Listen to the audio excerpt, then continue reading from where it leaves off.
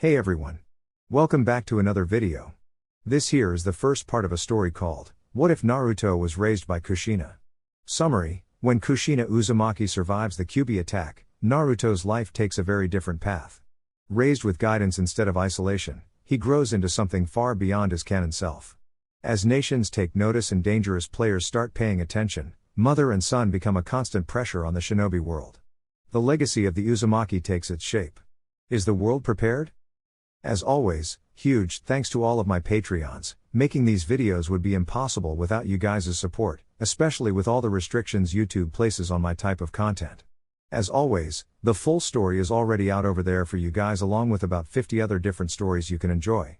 Also, feel free to send me any messages over there if you have any questions or even if you just want to chat. Link to all of that will be in the description. Anyways, everyone, enjoy the video. Chapter 1. The air was thick with the scent of ozone and raw, malevolent chakra. A four-sided barrier of glowing red pulsed weakly, trapping the monstrous form of the nine-tailed fox within. At the center of the clearing, placed upon a stone ceremonial altar, a newborn baby wailed, his cries nearly swallowed by the beast's guttural roars. Minato. No. Please, Kushina Uzumaki gasped, her body trembling with exhaustion. Her once vibrant red hair was matted with sweat and dirt, and the adamantine sealing chains that erupted from her back to bind the Kyūbi were flickering like dying embers. The extraction had left her on the brink of death, a precipice she was all too familiar with. Not Naruto. We can't ask this of him. There has to be another way. Minato Namikaze, the fourth Hokage, didn't look away from the monster he was about to seal into his own son. His face, usually so warm and gentle, was a mask of grim determination. There isn't, Kushina. I'm out of time. The village. Forget the village, she cried, a surge of desperate energy making her chains tighten for a moment. He's our son. He is, Minato said, his voice cracking for the first time. He finally turned to her, his blue eyes swimming with unshed tears. And because he is our son, I know he has the strength to bear this. Jiraiya-sensei told me of a prophecy. Of a child who would one day master this power and save us all. I believe that child is Naruto. He moved with a speed that defied his injuries, placing a hand on her cheek. I'm going to use the Reaper Death Seal. I'll take the yin half of the Kyūbi's chakra with me. It will weaken the beast enough so that Naruto can contain the rest. He won't have to bear the full burden. Kushina's eyes widened in horror. The Reaper? Minato, that will kill you. I am a Hokage, he said softly, a sad smile touching his lips. This is my duty. But more than that. I am a father. This is my only way to protect you both. Before she could protest further, the Kyūbi, enraged by the constricting chains, lunged forward. Its massive, clawed hand swiped through the air, aimed directly at the wailing infant on the altar. In a flash of yellow, Minato was there. He didn't dodge. He intercepted, placing himself squarely between the claw and his family. The sharpened nail, larger than a man, tore through his torso in a spray of blood. He grunted, the sound a sickening, wet crunch, but his body held firm, shielding them. Minato! Kushina screamed, her voice raw with agony. He coughed, blood staining his lips, but his hands were already flying through a complex series of seals. I'm sorry, Kushina. This is it. Behind him, a horrifying, spectral form materialized, the Shinigami.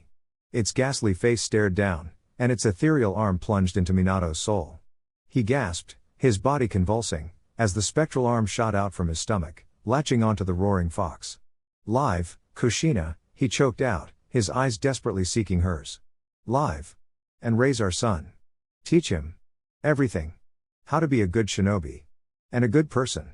His gaze shifted to the crying baby, whose whisker-marked cheeks were now wet with tears.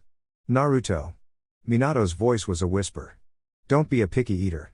Eat lots so you can grow big and strong. Take your bath every day. Make friends. You don't need a lot.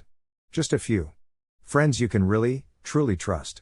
And listen to your mother. I'm sorry I won't be there to see you grow up. I love you. With a final, deafening roar, the Shinigami ripped the yang half of the Kyūbi's soul from its body and sealed it within the infant. The 8 trigram seal flared to life on Naruto's small stomach, and the monstrous form of the fox dissolved into a maelstrom of red chakra that swirled into the seal. The light faded. The Kyūbi was gone. Minato Namikaze, the fourth Hokage, slumped to the ground, a final, peaceful smile on his face. The world went silent, save for the soft cries of a newborn child. Kushina, her chains dissipating, crawled to her husband's side, her hand resting on his still chest. Then, with the last of her strength, she pulled herself toward the altar, toward the sound of her son. Just as her hand reached him, the clearing was flooded with figures in white masks. The third Hokage, Hiruzen Sarutobi, landed softly beside her, his aged face a portrait of horror and grief as he took in the scene. "Minato," he whispered, his eyes falling on the dead Hokage, the grieving mother, and the crying, newborn Jinchuriki. "What have you done?" The emergency council chamber was suffocating. The air was thick with grief, fear, and the stench of smoke that still drifted in from the ravaged sections of the village. Hiruzen Sarutobi, once more clad in the Hokage's formal robes, sat at the head of the table, his face carved with lines of exhaustion. Before him sat the leaders of Konoha's great clans and his own council. "The reports are still coming in," Hiruzen began, his voice heavy but firm, "but current estimates place our shinobi casualties at over 2,000, with civilian losses likely 3 times that number. The southern and eastern districts are almost entirely destroyed. Minato, the fourth Hokage, is dead. He died a hero, saving us from the Nine Tails." A somber silence fell over the room. Fugaku Uchiha sat stoically, but his fists were clenched tight. Hiashi Hyuga's jaw was a hard line. "Our immediate priorities," Hiruzen continued, "are search and rescue, establishing temporary shelters in the northern district, and securing the perimeter. Shikaku, I want the Nara clan to coordinate damage assessment and resource allocation. Choza, the Akimichi will oversee food and medical supply distribution. Inoiki, the Yamanaka will be crucial in coordinating communications and locating the missing." The 3 clan heads nodded grimly. This was the grim business of leadership. With the Yondaime's loss, Hiruzen's old teammate, Koharu, stated grimly, "Konoha is leaderless. Hiruzen, you must officially resume the duties of Hokage." "I will," Hiruzen affirmed, his gaze sweeping the room. "I will hold the title and its responsibilities until such a time as a worthy successor can be chosen. For now, our village's stability is paramount." It was Danzo Shimura who shifted the topic. "Speaking of stability," he said, his one visible eye cold and calculating, "we must address the source of this instability. The Nine Tails. And the vessel the fourth was forced to create. It is a weapon of untold power. For the security of the village, it must be placed under my direct supervision. I will train it, mold it, and ensure its loyalty is absolute." "You will do no such thing, Danzo," a voice, sharp and laced with steel, cut through the tension. The chamber doors swung open. Leaning heavily on the frame, bandaged and pale but with eyes burning with a fiery rage, was Kushina Uzumaki. She pushed herself upright and walked into the room, her presence silencing all dissent. Kushina's fiery gaze locked onto Danzo. "He is not an it or a weapon. His name is Naruto Namikaze. And he is my son." Danzo's eye narrowed. "Kushina Dono. Your survival is a miracle. But your emotions cloud your judgment." "The Jinchuriki." "I was the Jinchuriki," Kushina interrupted, her voice ringing with authority. Every head in the room snapped toward her. "That's right," she continued, her eyes sweeping across the council. "I was the Nine Tails container before my son. The seal that held the beast was an Uzumaki art, passed down to me from Mito-sama. Only an Uzumaki has the vitality and the specific chakra to contain it." She took a steadying breath. "There is only one time when the seal is ever vulnerable, during childbirth. And that is when we were attacked by a masked man. He knew this weakness. He knew exactly when and how to strike. He ripped the Kyūbi from my body and turned it on Konoha. Minato died fighting him in the Fox, protecting me and our son. The blame for this tragedy lies with that masked man, and him alone." A tense murmur filled the room. She had given them a perpetrator, a ghost to hunt, without implicating anyone within the village itself. Kushina pressed her advantage. "Minato was forced to make Naruto the new Jinchuriki to save us all. But in doing so, he eliminated the seal's only known weakness. Naruto is male. He will never give birth. Furthermore, as the previous container and a master of Uzumaki Fuinjutsu, I am uniquely qualified to help him control the fox's power. My adamantine chains can still restrain the beast directly, should the need ever arise." She finally stood before the council table, placing her hands firmly upon it. "Naruto is not a threat to be locked away. He is Konoha's greatest protector. He is the son of the hero who saved us all. He will be raised by me, his mother. He will know of his father's sacrifice, and of the burden he carries. And he will be hailed as the hero he is." The chamber was silent before Shikaku Nara sighed. "What a drag. But she's right. Her logic is flawless. A Jinchuriki raised by their predecessor, who is also their mother and an Uzumaki, is the most stable and secure situation imaginable. Far more secure than handing him over to Root. He shot a pointed look at Danzo. Hiruzen nodded, a sense of finality in his expression. The decision is made. Naruto Namikaze is a hero of Konoha and will remain in the care of his mother, Kushina Uzumaki. Both will be under my personal protection. A law will be passed decreeing that Naruto is to be respected as the keeper of the nine tails, not the beast itself. He looked at Kushina, his eyes soft with sympathy and respect. Is that all, Kushina Dono? Yes, Hokage-sama, she said, offering a slight bow. Then you are excused. Rest. You have more than earned it. As Kushina turned and left, her fiery eyes met Danzo's cold one for a brief, challenging moment. The lines had been drawn. As the doors closed behind her, Hiruzen turned back to the grim-faced council. Now, he said, his voice heavy once more, let's discuss the state of our borders. I want a full report from the Anbu commander. The meeting, and the long road to rebuilding Konoha, continued. 3 days later, the scent of antiseptic and medicinal herbs had finally begun to fade from Kushina's small home, replaced by the simple aroma of tea. She sat propped up in bed, cradling a sleeping Naruto in her arms. The infant was peaceful, his chest rising and falling in a steady rhythm, a stark contrast to the storm that raged within his tiny body and the turmoil that gripped the village outside. A soft knock at the door made her look up. Come in, she called out, her voice still raspy. The door slid open to reveal Mikoto Uchiha, her dark eyes filled with a profound sadness and concern. She carried a small, covered basket. Behind her, a figure loomed, casting a long shadow into the room, her husband, Fugaku, the head of the Uchiha clan. His expression was, as always, an impassive mask. Kushina, Mikoto said softly, her voice a balm. We came to see how you were. I brought some rice porridge. You need to keep your strength up. Mikoto, Fugaku. Kushina greeted, offering a weak smile. Thank you for coming. Please, sit. Mikoto placed the basket on a small table and knelt by the bed, her eyes immediately drawn to the sleeping baby. A gentle, maternal smile touched her lips. He looks just like Minato. He has my face shape, you know, Kushina murmured, a flicker of her old energy returning. He'll be more handsome. Fugaku remained standing by the door, his arms crossed as he surveyed the room, his gaze lingering on the complex seal array painted on the nursery wall. Your guards reported you requested our presence specifically, he stated, his tone direct and devoid of pleasantries. Anbu are stationed outside my home. My clan is being watched. Kushina's smile faded. She met the Uchiha head's intense gaze without flinching.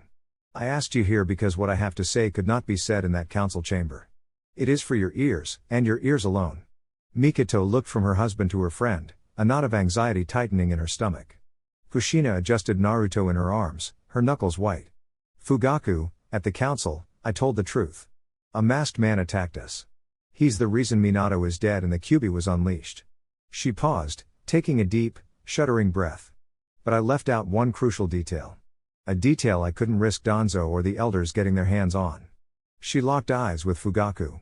The man who tore the 9 tails from me. He had a Sharingan. The air in the room went still. Mikoto gasped, her hand flying to her mouth. Fugaku's impassive mask finally cracked. His eyes widened almost imperceptibly, a flicker of shock and disbelief crossing his features before being ruthlessly suppressed. Impossible, he bit out, his voice a low growl. No Uchiha would ever betray the village in such a manner. I am not saying it was an Uchiha from Konoha, Kushina countered, her voice firm. I'm telling you what I saw. He wore a single hole mask, and in that hole was a fully matured Sharingan. He used it to place the Kyūbi under a powerful genjutsu. It's how he controlled it. Fugaku's mind raced, the implications crashing down on him like a tidal wave. A rogue Uchiha with the power to control the 9 tails? The whispers, the suspicion from the village leadership. It all clicked into place. Danzo wasn't just being paranoid, he now had a potential justification for his mistrust. Why tell us this now, in private? He demanded, his suspicion warring with a dawning horror. Because I knew exactly what would happen if I said the word Sharingan in that room, Kushina said, her gaze softening as she looked at Mikoto.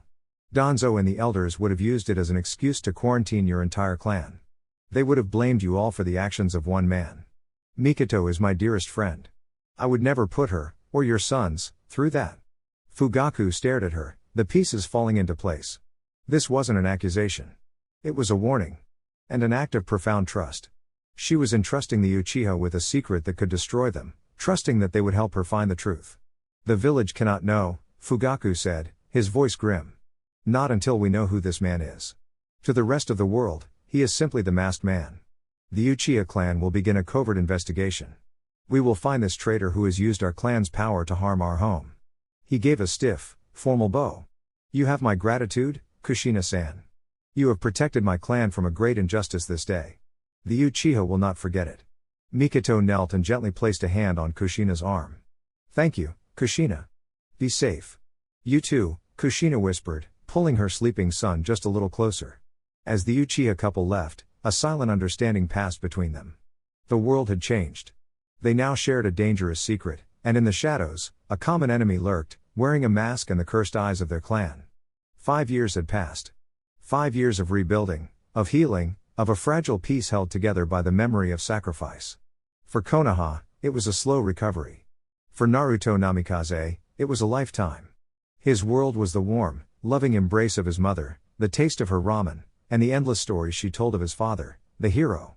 His world was the sprawling Namikaze Uzumaki compound, rebuilt grander than before, with training grounds that echoed with the ghosts of genius.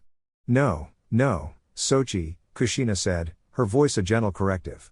She knelt behind her 5-year-old son, her hand guiding his. The stroke must be fluid, like a river. It starts here, she tapped the top of the parchment, and flows down. No hesitation. Your chakra will follow your intent. If your intent hesitates, the seal breaks. Naruto pouted, his bright blue eyes fixed on the ink. On the parchment was the kanji for water, drawn with a precision that would make academy students weep. But it's boring, Ka-chan. I want to learn the cool stuff. Like the exploding tags you use. Kushina chuckled, her red hair tickling Naruto's cheek. And how do you think those cool tags are made, huh? With sloppy brush strokes? A seal is a conversation with chakra, Naruto. You have to speak the language perfectly before you can start telling it what to do. She booped his nose, leaving a small ink smudge. Now, again. From the top. With a dramatic sigh that was pure theater, Naruto dipped the brush in the inkwell and began again. His focus, when he chose to apply it, was absolute. The stroke was perfect. Kushina's heart swelled with pride. He was a natural. He was Minato's son. Later that day, at the memorial park, Naruto was a whirlwind of energy.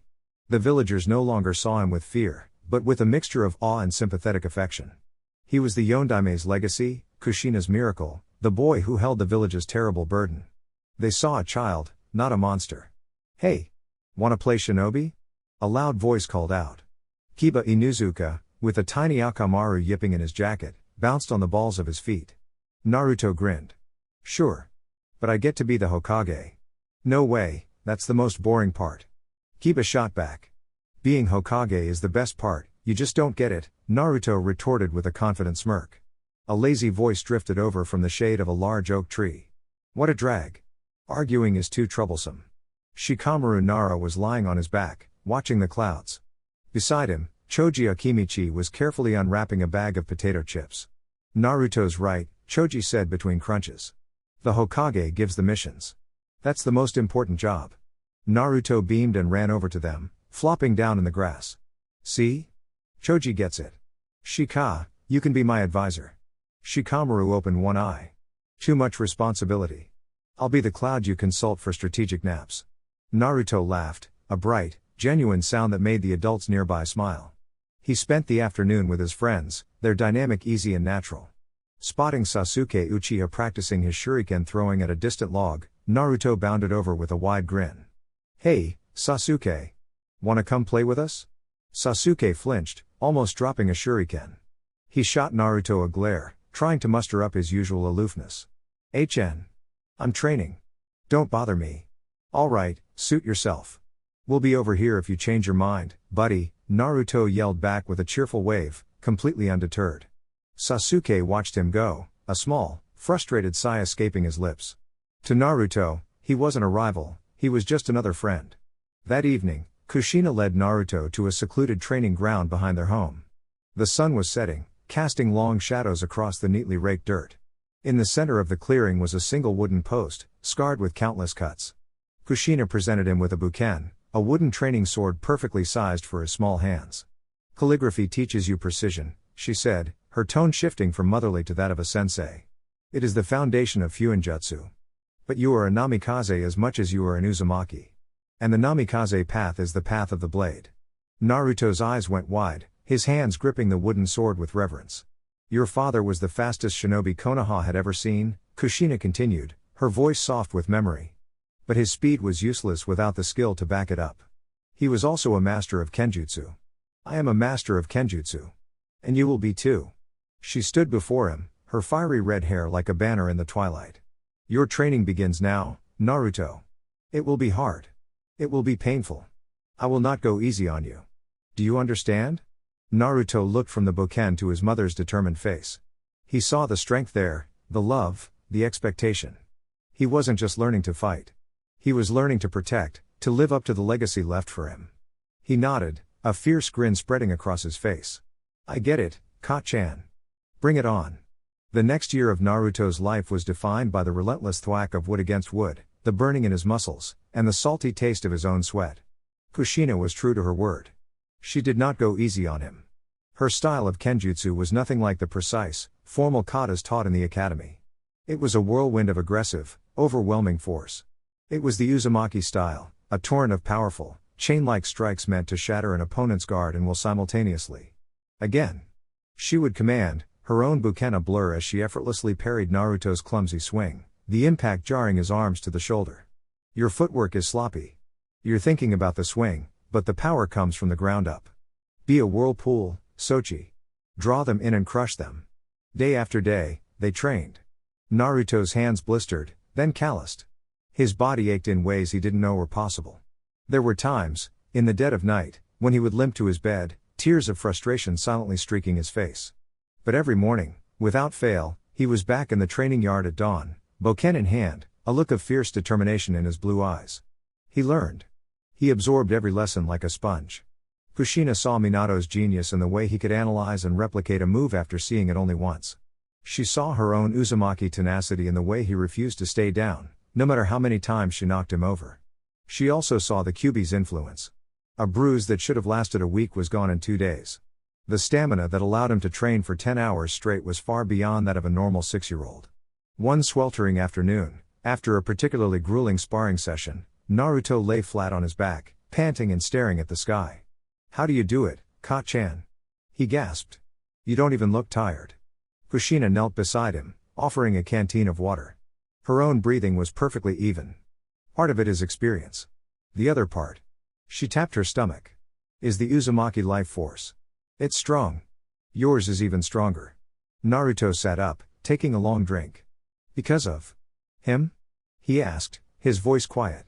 Kushina's expression softened. She had been open with him from the beginning, explaining the Kyūbi not as a demon, but as a vast, ancient power that he was tasked to contain. Yes, she said simply. The Kyūbi's chakra mixes with yours. It makes you heal faster, gives you more energy than anyone else your age. It's a heavy burden, Naruto, but it's not just a burden. It can also be a source of incredible strength. Our job is to teach you how to control it, so it serves you, and not the other way around. He nodded, processing her words. He didn't fully understand, but he trusted her. He finished the water and scrambled back to his feet, picking up his bokken. Okay, he said, a grin replacing his exhaustion. Then let's use it. Again. Kushina's heart swelled. She stood and faced him, falling back into her ready stance. The setting sun cast their long shadows across the yard, one large and one small, master and student. The red hot-blooded habanero and the little whirlpool she was shaping into a storm.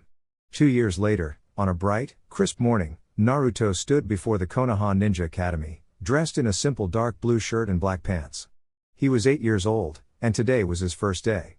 Kushina knelt in front of him, straightening the swirl and fox crest on his sleeve, a custom design combining the Uzumaki and a subtle nod to his father's personal emblem. Now, you remember what I told you? She asked, her voice soft but firm. Naruto rolled his eyes in a playful manner. Yeah, Ka-chan. Don't show off too much. Listen to the sensei, even if you already know the material. Be nice to everyone. And under no circumstances are you to paint the Hokage monument. A smirk played on Kushina's lips. Especially that last one. I have a reputation to uphold, you know. And more importantly, your father's face is up there. The playful moment subsided, and she placed her hands on his shoulders, her violet eyes locking with his blue ones. I'm so proud of you, Sochi. Your father would be too. Go make some friends. She gave him a tight hug and then a gentle push towards the entrance. Now go on, get in there. Naruto grinned, gave her a confident wave, and ran inside. The classroom was abuzz with the nervous energy of first-day students. Naruto spotted Shikamaru and Choji and slid into the seat beside them. He gave a nod to Shinoabarame, who was sitting silently by himself, and exchanged a friendly grin with Kiba. His eyes landed on Sasuke, who sat near the window, aloof and radiating an aura of cool indifference. Naruto gave him a big, friendly wave. Sasuke responded with a barely perceptible nod before turning back to the window. Their instructor, a man with a prominent scar across his nose, walked in. All right everyone, settle down. My name is Iruka Umino, and I'll be your homeroom teacher for the foreseeable future. Iruka's eyes scanned the classroom, inevitably landing on the blonde-haired boy in the middle. He felt a complex mix of emotions. He saw the son of the fourth Hokage, the child his own parents had died to protect. He saw the boy his leader, the third Hokage, spoke of with such fondness. And, in the deepest, quietest part of his heart, he saw the container of the beast that had orphaned him. But looking at Naruto's bright, confident smile, Iruka pushed the darkness away. This was a child of Konoha. A hero's son. He would treat him as such. After a long lecture on the will of fire, Iruka took them out to the training yard for a practical assessment. We'll start with some light taijutsu sparring to see where everyone stands, he announced. First up, Kiba Inuzuka and Naruto Namikaze. Kiba cracked his knuckles, a feral grin spreading across his face. Alright, Naruto. Don't think I'll go easy on you just 'cause we're friends. Wouldn't want you to, Naruto replied, his own grin just as wide as he settled into a simple, balanced stance. The moment Iruka yelled Hajime, Kiba shot forward, leading with a wild, telegraph punch. It was fast for a boy his age, but to Naruto, it felt like it was moving through water. He didn't counter. He simply shifted his weight, his foot pivoting on the ground just as his mother had taught him. Kiba's punch sailed past his ear. Naruto used his opponent's momentum, placing a hand on Kiba's back and lightly pushing as he swept a leg behind him. Kiba yelped, his feet tangling as his own forward charge sent him tumbling to the ground. He landed with a soft thump in the dirt. The entire exchange took less than 3 seconds. The yard was silent. The other students stared, mouths agape. Naruto immediately reached down, offering a hand to his friend. You left yourself wide open, Kiba. You gotta stay balanced. Kiba took his hand, looking more stunned than hurt.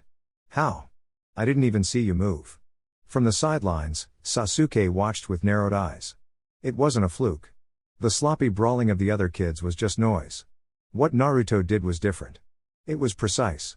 Efficient. It was the technique of a real shinobi. The gap between them, he realized with a surge of frustration, was already wider than he'd thought. Iruka blew his whistle, hiding his own shock.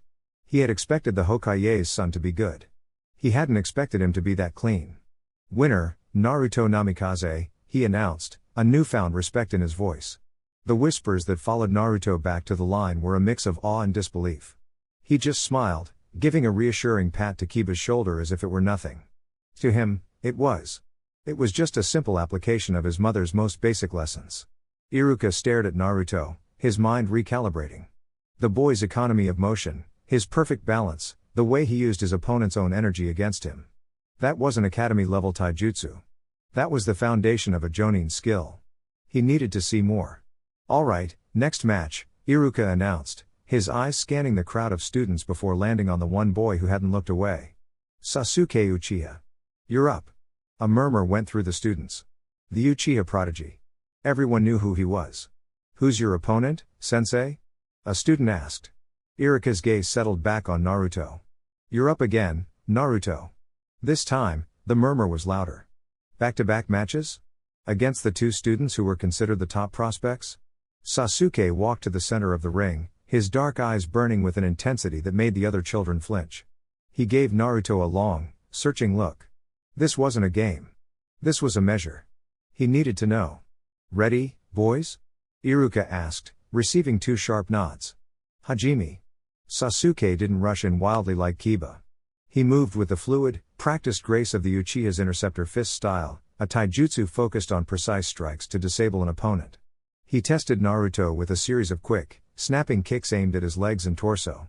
Naruto didn't try the simple redirection from before. He met the attack head-on. He moved, not with Sasuke's crisp precision, but with a flowing, circular motion that seemed to have no beginning or end.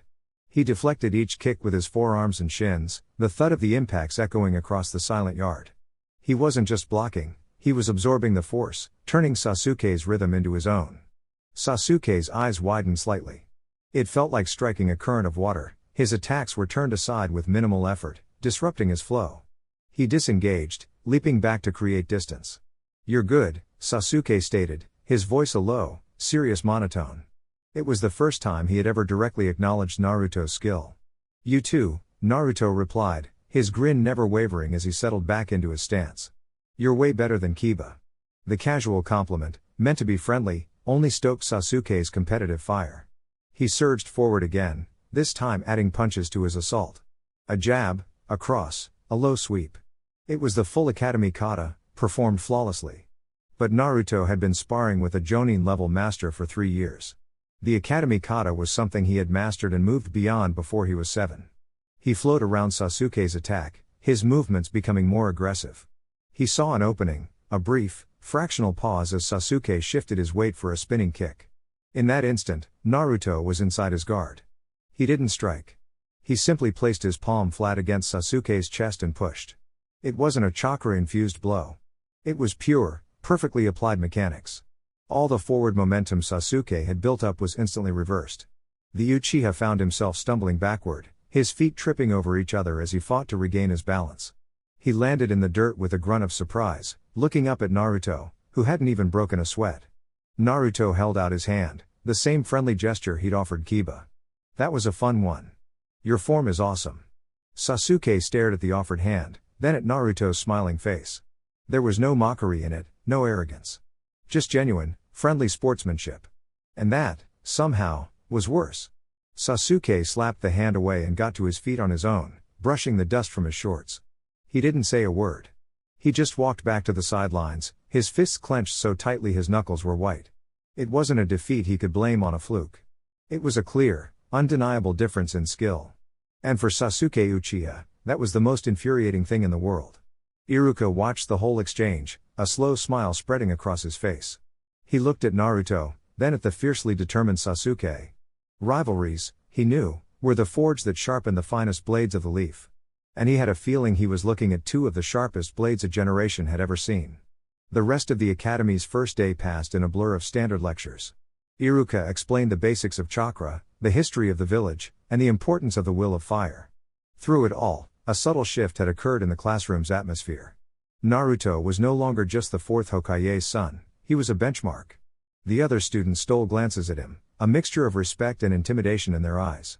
Sasuke just stared straight ahead, but the rigid set of his shoulders spoke volumes. When the final bell rang, Naruto was immediately swarmed. "That was amazing, Naruto. How did you get so strong? Can you teach me that move you used on Kiba?" He just laughed, scratching the back of his head in a gesture so reminiscent of his father it made Iruka ache. "It's just stuff my Ka-chan taught me. It was nothing special, really." He deftly extracted himself from the crowd and fell into step beside Shikamaru and Choji as they headed for the exit. "Man, that was a drag," Shikamaru said with a yawn, his hands stuffed in his pockets. "Having everyone look at you like that? Too troublesome." "I thought it was cool," Choji mumbled around a mouthful of chips he'd produced from a hidden pocket. "You were like a hero from a story." "It's just taijutsu," Naruto said with a shrug. "It's not that big a deal." "It is when you beat Sasuke Uchiha," Shikamaru countered, opening one lazy eye to gauge Naruto's reaction. "No one's ever done that. Not that easily, anyway. You've made things complicated for yourself, you know." Naruto just grinned. What's life without a little complication? They parted ways at the main street, and Naruto continued his walk home alone. The afternoon sun was warm on his face, and the sounds of the bustling village filled the air. He felt a profound sense of peace. This was his home. These were his people. The weight of the Kyūbi inside him and the legacy of the name on his back felt a little lighter on days like this. He arrived home to the tantalizing smell of miso soup. Kushina was in the kitchen, her red hair tied up in a messy bun. She turned as he entered, a bright smile on her face. "So, how was the first day, Sochi?" she asked, wiping her hands on an apron. "Did you listen to your sensei?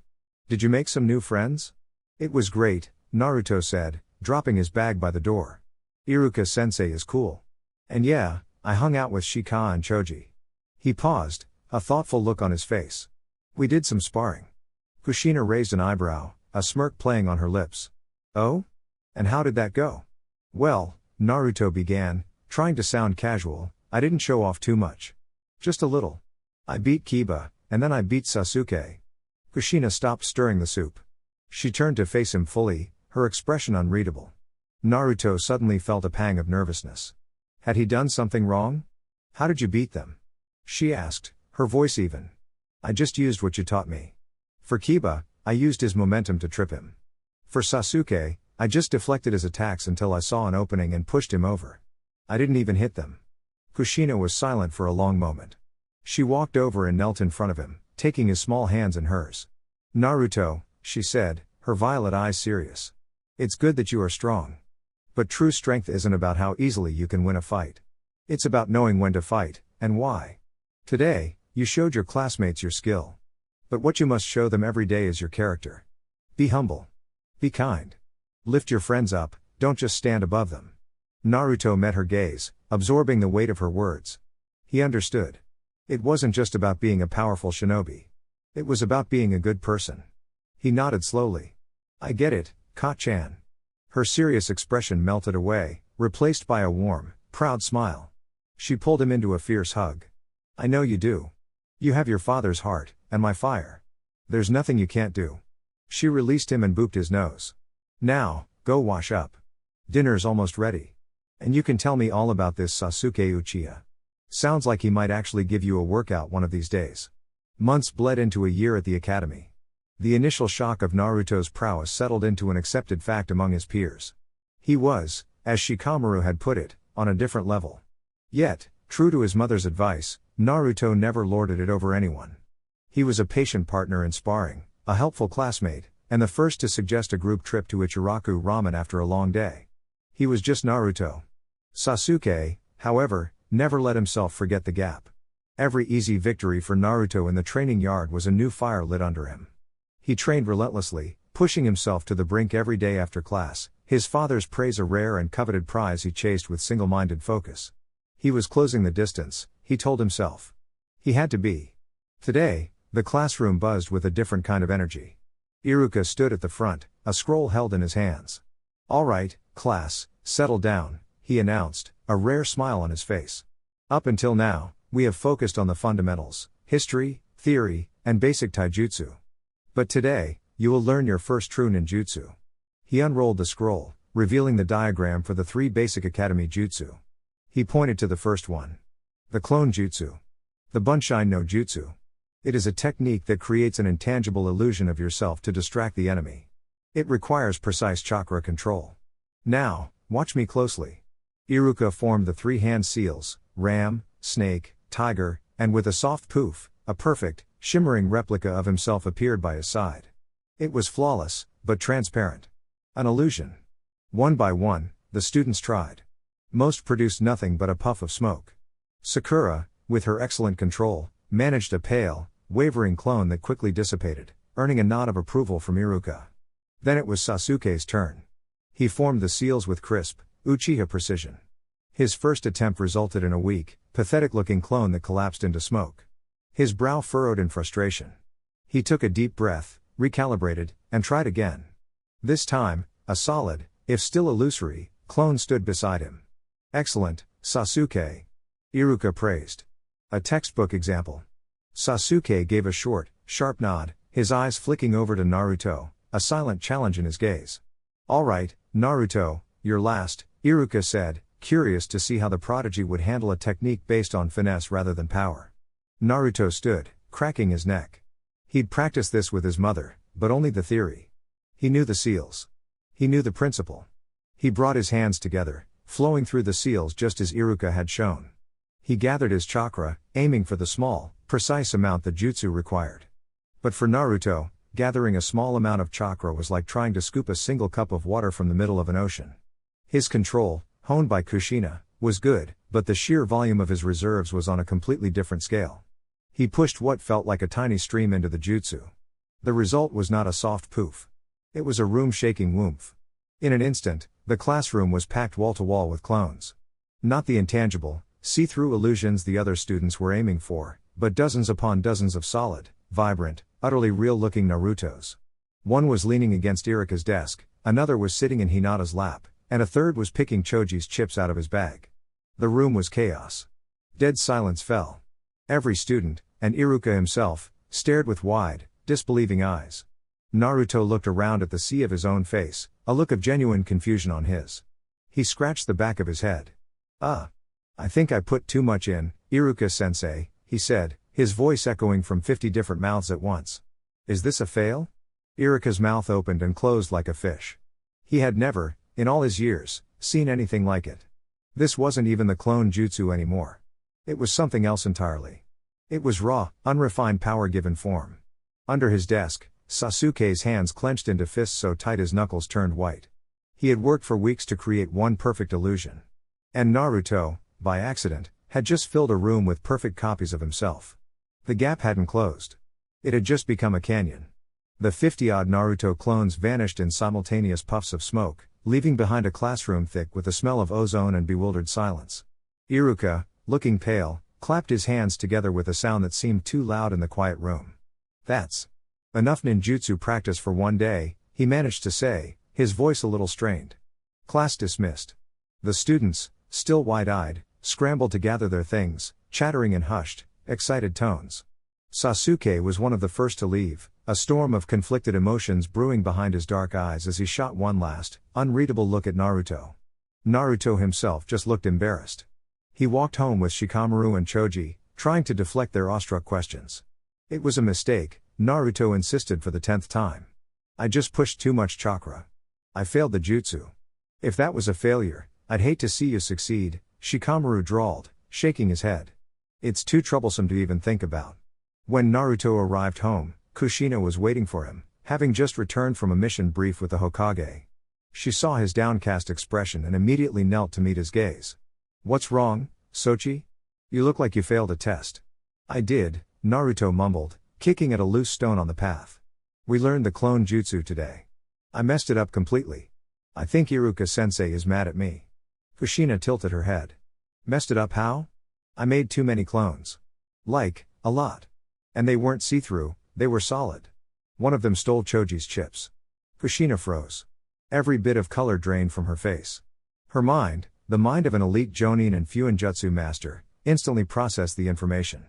Solid clones. Massive numbers. Accidental use. It could only be one thing.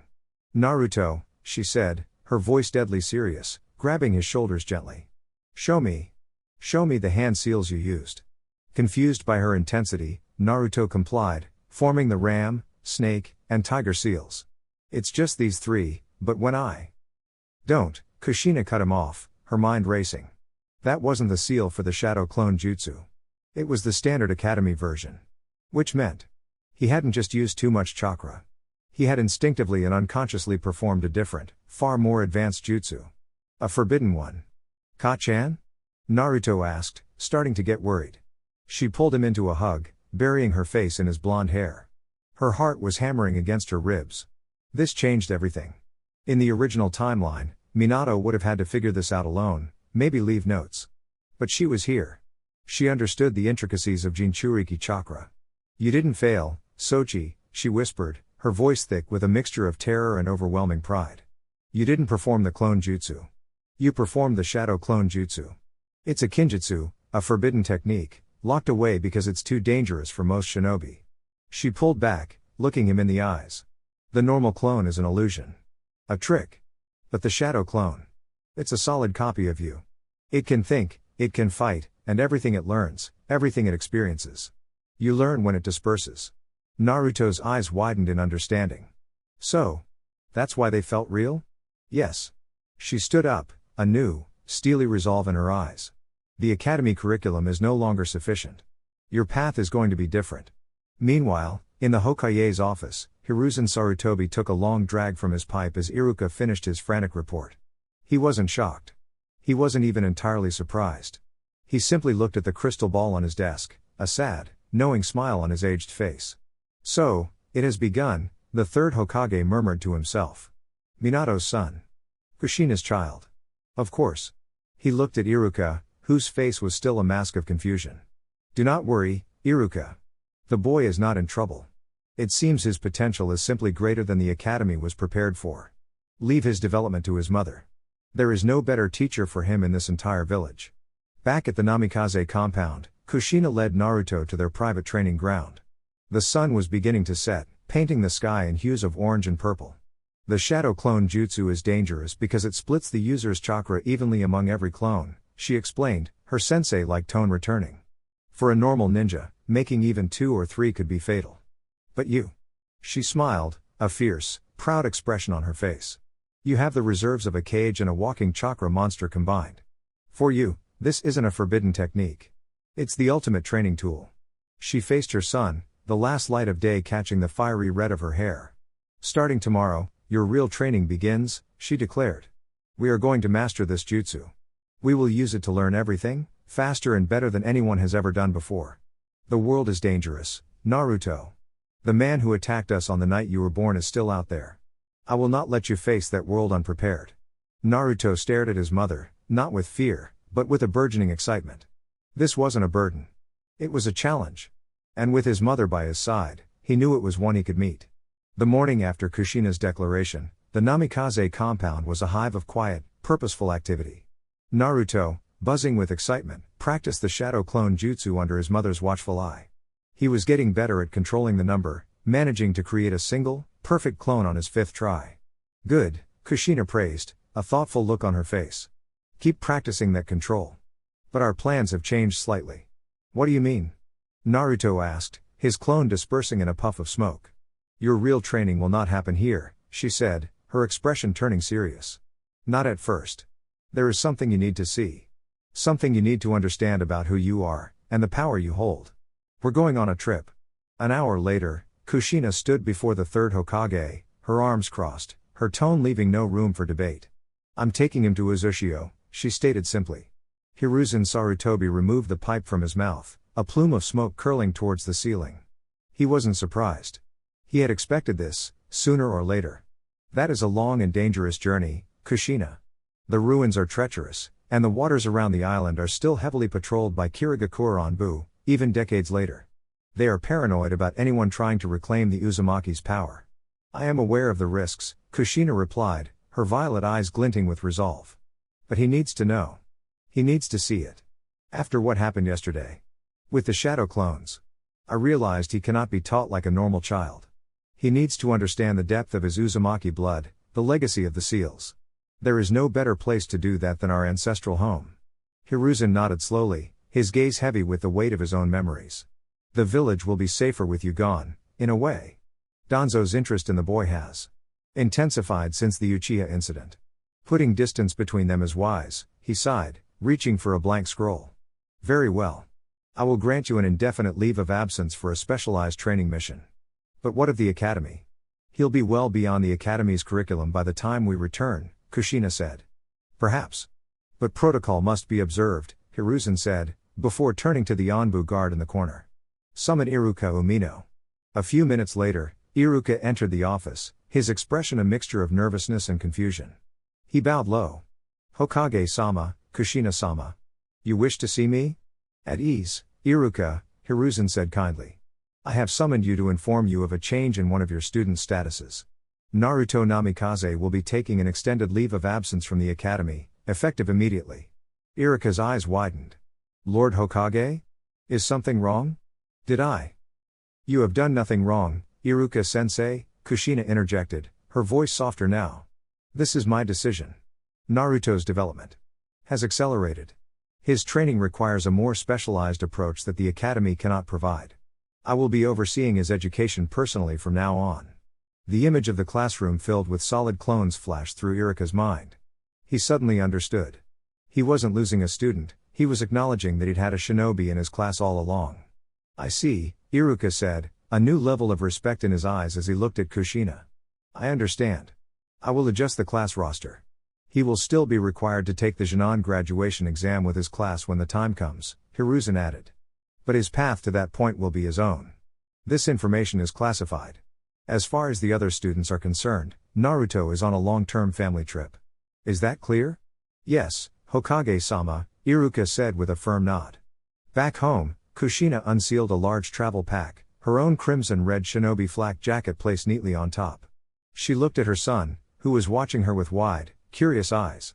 Go pack a bag, Sochi, she said, a small, sad smile on her face. We're going on an adventure. Where are we going, Ka-chan?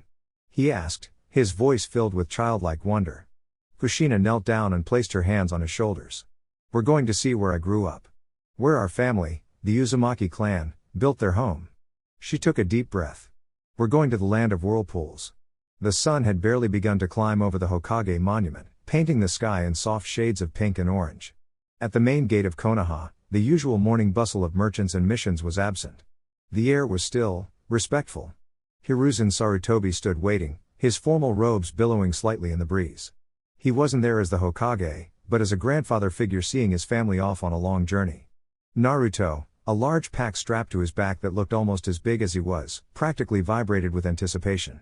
Kushina, clad in a practical Jonin uniform with her flak jacket strapped to her own pack, stood beside him, her expression calm and resolved. Be safe, you two, Hiruzen said, his voice laced with genuine affection as he placed a hand on Naruto's head. The world is not as kind as it is within these walls. We'll be fine, old man, Kushina said with a confident grin, though her eyes conveyed her gratitude. I've been waiting to show this little whirlpool the rest of the pond for a long time. A lazy voice cut through the quiet. What a drag. You're leaving this early? Naruto spun around, his face breaking into a wide smile. Shikamaru, Choji, and Kiba were walking towards them, looking sleepy but determined. You came to see me off. Naruto cheered. My mom woke me up, Shikamaru grumbled, though a small smile betrayed his words. Said it was the polite thing to do. Troublesome. Choji pushed a large bag of paprika-flavored chips into Naruto's hands. For the road, he said seriously. A shinobi can't travel on an empty stomach. Thanks, Choji, Naruto said, already trying to open the bag before Kushina gently stopped him. Get super strong out there, Naruto, Kiba declared, Akamaru yipping in agreement from his jacket. So we can have a real, no-holds-barred fight when you get back. Naruto's grin was sharp and full of promise. You bet.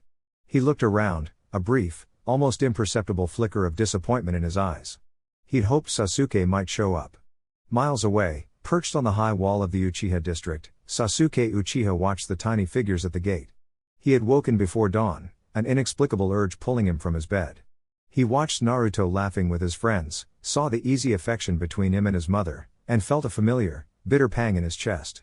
It was a mix of jealousy and a burning, competitive fire. Go, he thought, his fists clenched at his side. Get stronger. I'll be right behind you. Kushina gave a final nod to Hiruzen, then turned to her son.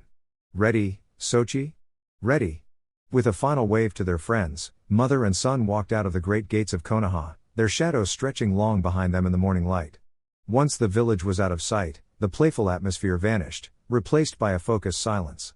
The moment you step outside those gates, you are a target, Kushina said, her voice low and even, her eyes constantly scanning the trees, the road, the sky.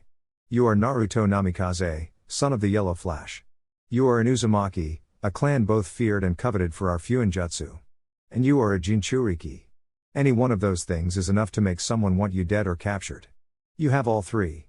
You will never be safer than you were inside those walls. Understand? Naruto's excitement sobered into a sharp focus.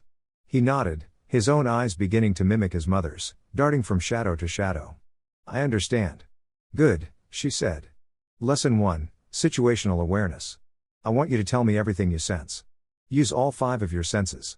What do you hear? What do you smell? For the next few hours, they walked, with Naruto quietly pointing out the scent of pine, the sound of a distant woodpecker, the feel of a shift in the wind. Kushina would correct him, point out things he missed, the unnatural silence of birds that could mean a predator nearby, the faint smell of a campfire from miles away, the barely visible glint of a discarded kunai half buried in the dirt. As dusk fell, she led them to a hidden alcove behind a waterfall, a place she clearly knew well. The roar of the water would mask their sound and scent. While Naruto gathered firewood, Kushina laid out their bedrolls. She looked up at the stars beginning to pepper the darkening sky, a wistful, melancholy look on her face. When I first left Uzushio to come to Konoha, she said softly, her voice almost lost in the spray of the falls, I traveled a road much like this one. I was so scared, but so excited. I dreamt of becoming a great kunoichi, of making my clan proud. She turned her gaze to Naruto, who was listening intently. I never imagined I'd be taking my son back to see the ruins of that dream. Naruto walked over and sat beside her, the seriousness of their pilgrimage finally beginning to settle in his young heart. This wasn't just a training trip. It was something more. It was a journey into their past, into the heart of their family's joy and its sorrow.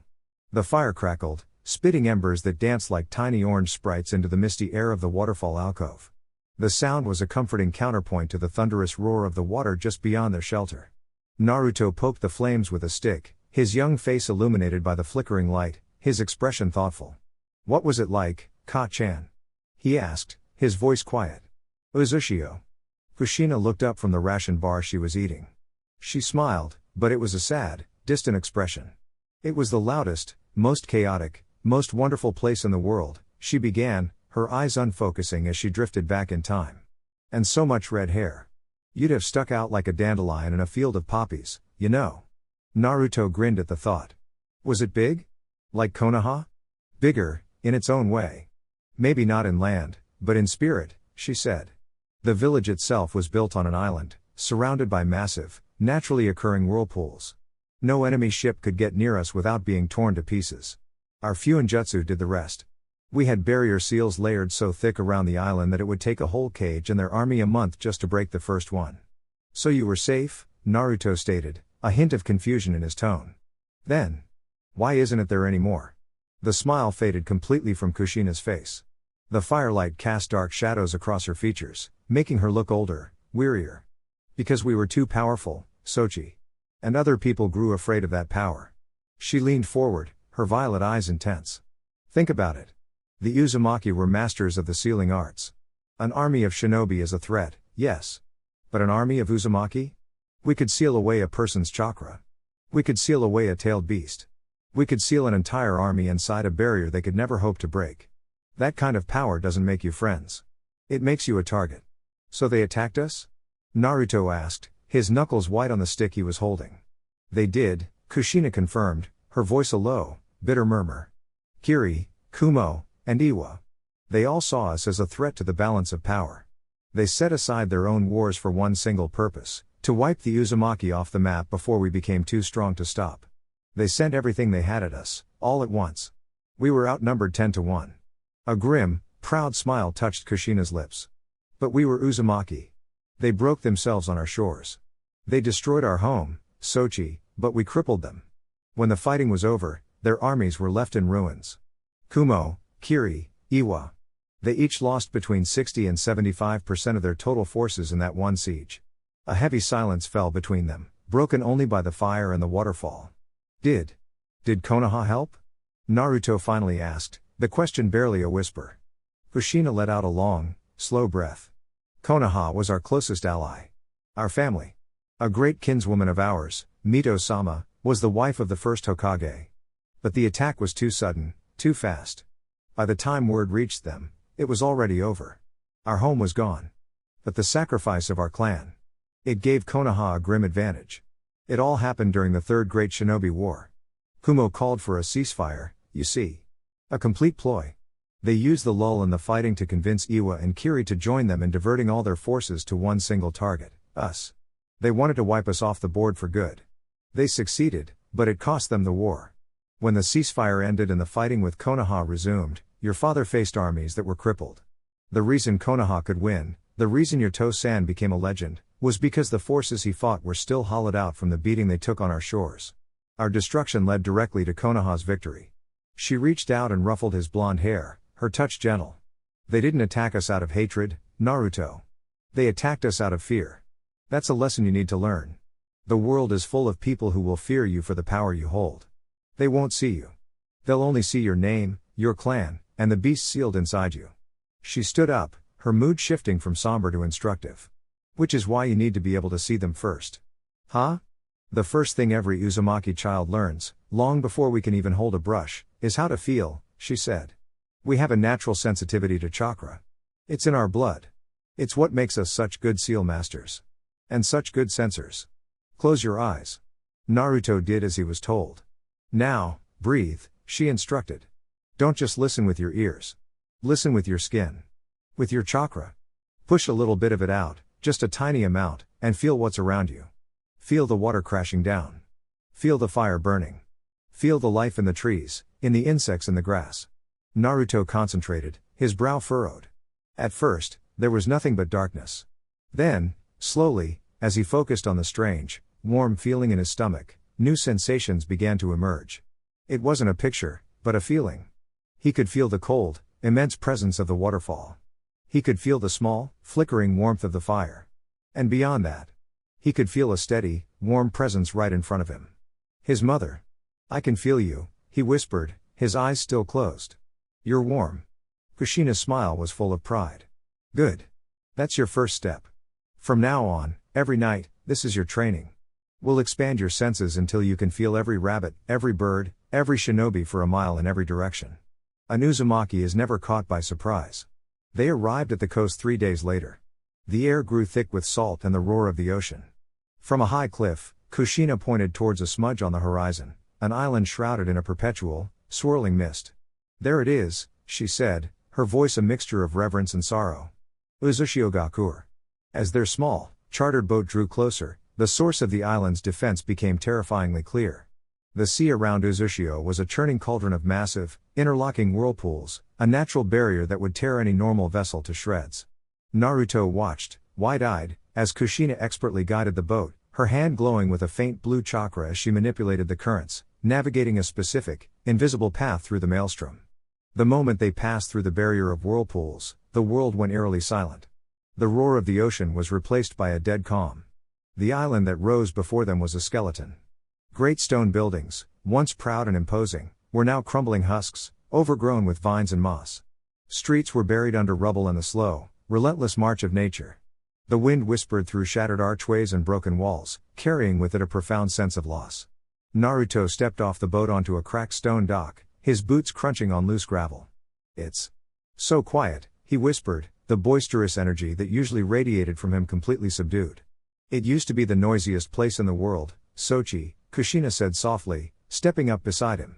Her eyes scanned the devastation with a familiar ache. You couldn't walk 10 feet without hearing someone laughing, or an argument over a game of shogi, or the sound of a training explosion. She led him through the main thoroughfare, her steps sure and steady despite the debris. "That was the marketplace," she said, pointing to a collapsed square. "You could get the best squid ink takoyaki there. And over there. That was the academy. It was twice the size of Konoha's." Naruto's sensory training from the past few nights kicked in instinctively. As he pushed his chakra out, he could feel it.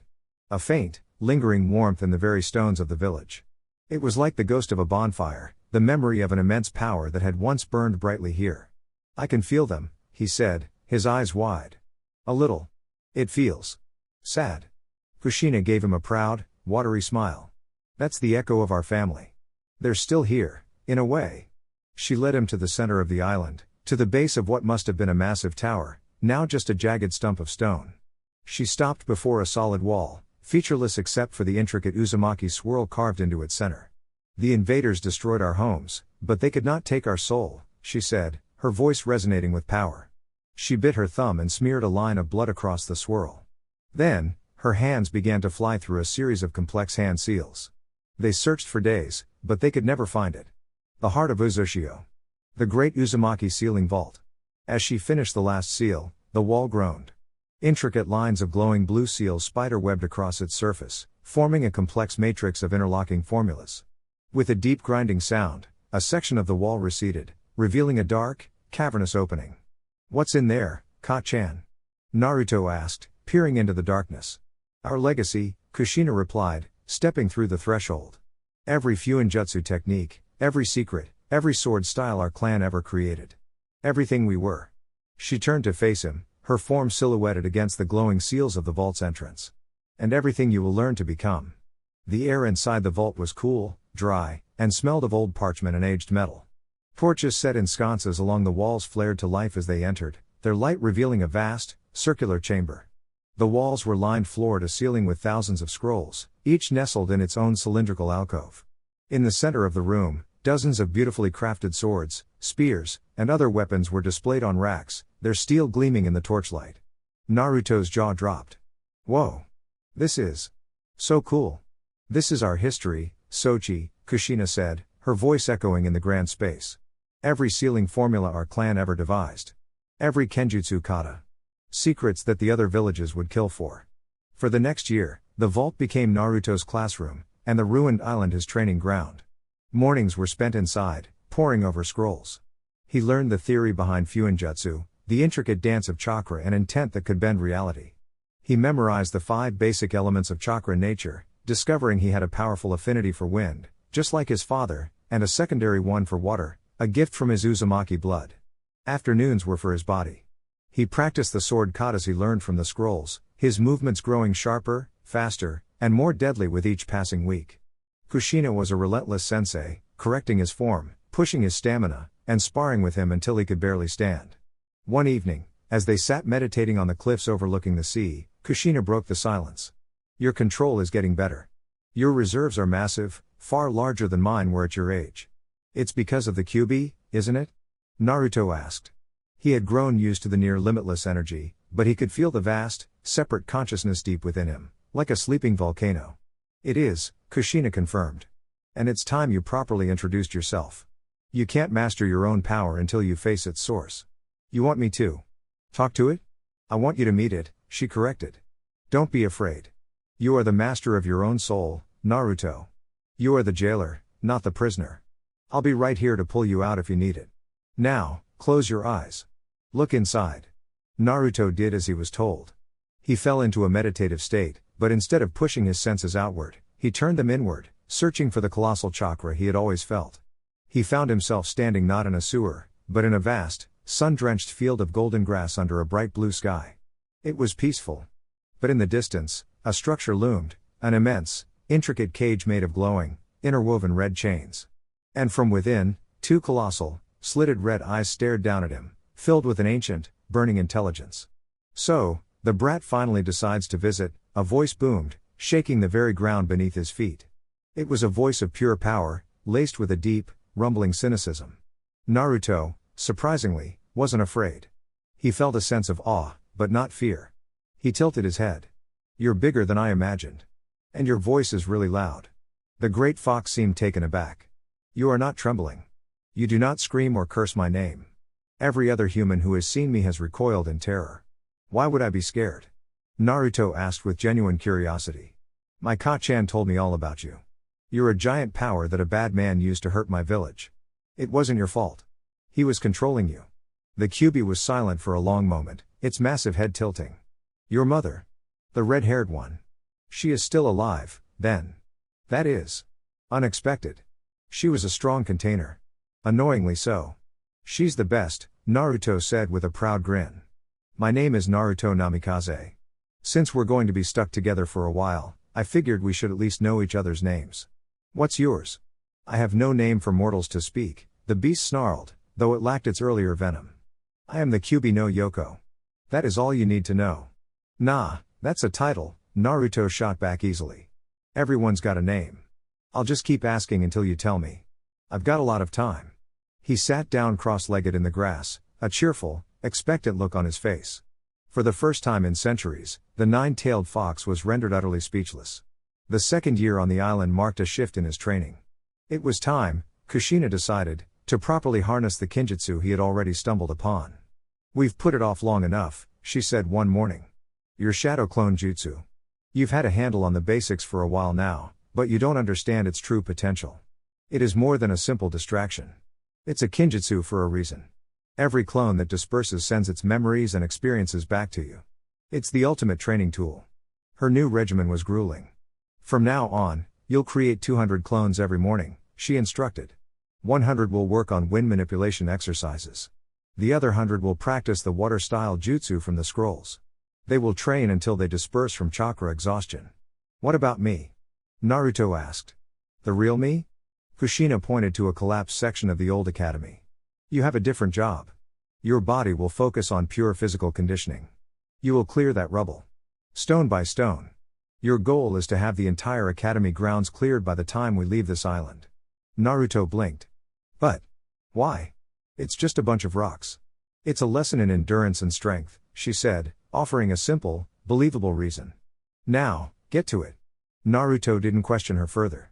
He created his clones, who dutifully began their chakra training, and set about the monumental task of moving rubble. He didn't see the look on his mother's face as she watched him work. He didn't see the longing in her eyes as she looked at the destroyed buildings, a deep, unspoken hope beginning to rekindle in her heart. A hope that one day, this place of ghosts could be a home once more. The days bled into months, and the second year on the island became a testament to Naruto's monstrous potential. His 200 clones were a constant presence, a small army dedicated to self-improvement. One group would be on the coast, practicing the intricate hand seals for water-style jutsu until the waves themselves seemed to bend to their will. Another group would be high on the cliffs, honing their wind nature chakra, their collective effort capable of turning a gentle breeze into a razor-sharp gale. Every evening, the memories and muscle memory of 200 days' worth of training would slam back into the original Naruto, a dizzying influx of knowledge and skill that left him panting but exponentially more powerful. Meanwhile, the real Naruto worked. The collapsed academy was a mountain of stone and splintered wood, but he attacked it with a relentless, inexhaustible energy. Kushina watched from a distance, her initial pride morphing into sheer astonishment.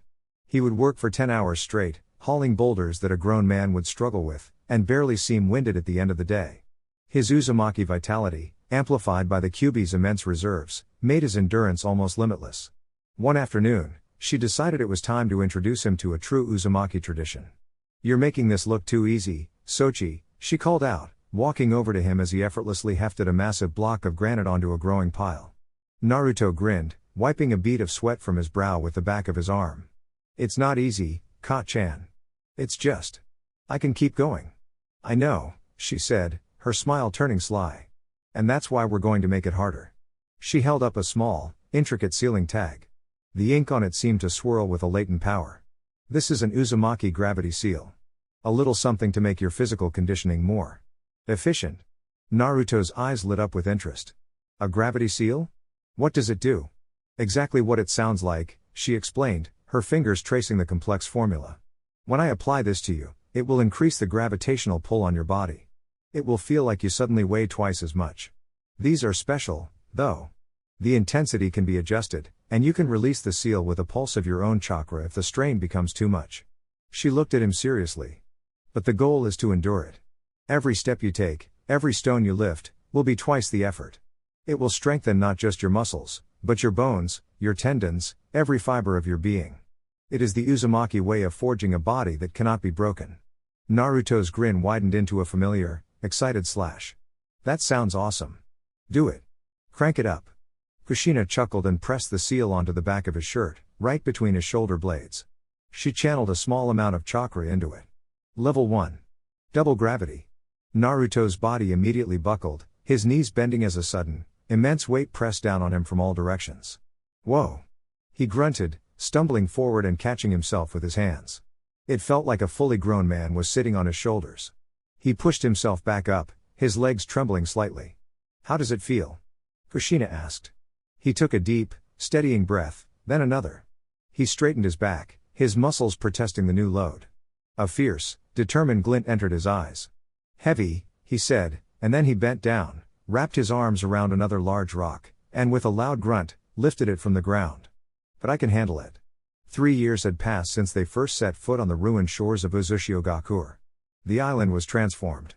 The grounds of the old academy were now a vast, clear field of packed earth, every last remnant of its destruction moved and neatly stacked at the perimeter. In the center of that field stood Naruto Namikaze. He was 11 years old now, taller, leaner, with the quiet confidence of someone who intimately understood his own strength. His face had lost its childish roundness, replaced by the sharper angles of a boy on the cusp of becoming a man. He wore simple black training pants and a dark red shirt, the back of which glowed with the faint, crimson light of a heavily activated gravity seal. He moved through a complex kenjutsu kata, his blade a blur of silver in the afternoon sun. Each movement was precise, powerful, and utterly unhindered by the crushing force that pressed down on him, a force now 10 times the normal pull of the world. Kushina watched from the steps of the ceiling vault, a proud, satisfied smile on her face. Her son was no longer just a prodigy. He was a powerhouse. But he was also a child. She had pushed him relentlessly, forging him into a weapon because she knew the world would demand nothing less. She wasn't trying to create a perfect soldier, she was trying to build a fortress, a boy capable of protecting himself from the enemies she and Minato had made, and the new ones his own power would surely attract. But even fortresses needed moments of peace. She walked down the steps, a mischievous glint dancing in her violet eyes. Naruto finished his kata with a final, sharp slash and stood panting, his sword held perfectly at his side. "You've done well, Sochi." "Incredibly well," she said, her voice warm with pride. He looked up at her, bracing for the next instruction, the next drill. Instead, he saw her smile widen into a devilish grin that he recognized all too well. "In fact," she continued, placing her hands on her hips, "I think you've trained hard enough. It's time for a break. A real one. I think it's high time we put our natural Uzumaki prankster talents to the test and go cause some mayhem, you know." Chapter 2. Naruto blinked, the 10 times gravity he'd been training under momentarily forgotten. He let his sword drop to his side, his brain taking a second to switch gears from hardened warrior to 11-year-old boy. A slow, wide grin spread across his face, mirroring his mother's. "Mayhem?" he repeated, his voice filled with a conspiratorial glee. "You mean? Like, real pranks? Not just painting Iruka-sensei's chair?"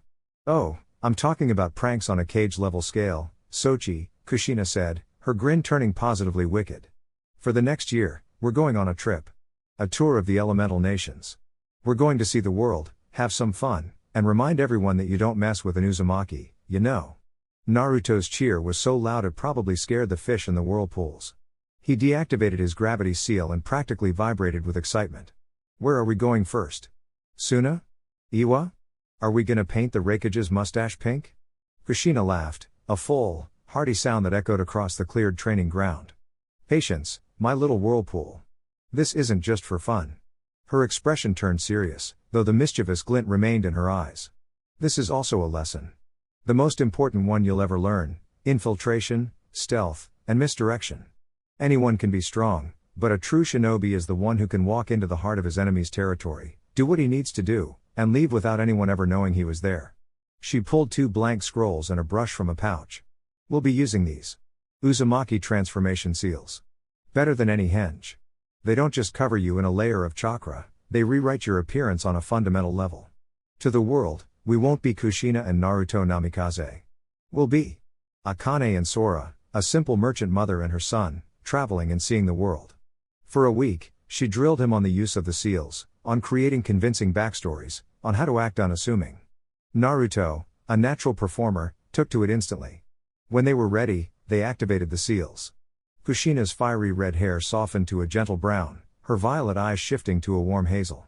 Naruto's sunbright blonde hair turned a nondescript black, his whisker marks vanishing completely, and his vibrant blue eyes became a soft, common gray. They looked utterly, perfectly normal. Their first target, Kirigakure, the village hidden in the mist. Even from a distance, the land was oppressive. A thick, clammy mist clung to everything, muffling sound and chilling the bone. Kushina had explained the political situation, a brutal civil war, waged by a tyrannical Mizukage, Yagura, against a growing rebellion of shinobi fed up with the bloody mist's cruelty. "This place is depressing," Naruto whispered as they navigated the damp forests, disguised as simple travelers. "That's why we're here, Sochi," Kushina whispered back, a flicker of her old fire in her disguised eyes. "To bring a little color to their world." Their prank was audacious, complex, and quintessentially Uzumaki. For 2 days, they moved like ghosts through the heavily patrolled village. Naruto, using his shadow clones, planted hundreds of tiny, delayed activation seals at key junctions throughout the village's water and mist circulation systems. Kushina, meanwhile, undertook the main event, scaling the grim, coral-like structure of the Mizukage's tower under the cover of the thick fog. On the 3rd morning, the village of Kirigakure woke to chaos. The oppressive gray mist was gone. In its place, a swirling, vibrant, and utterly harmless rainbow-colored fog filled every street and alley. It was impossible to see more than 10 feet, not because of the gloom, but because of the blindingly cheerful magenta, cyan, and yellow vapors. The hunter nin, famed for their silent, misty assassinations, were effectively blind. Yagura the Mizukage was reportedly in a state of apoplectic rage, which only worsened when he saw the masterpiece Kushina had left on the front of his tower. Painted in enormous, horrifically pink letters that would require weeks to scrub off was a single, elegant sentence.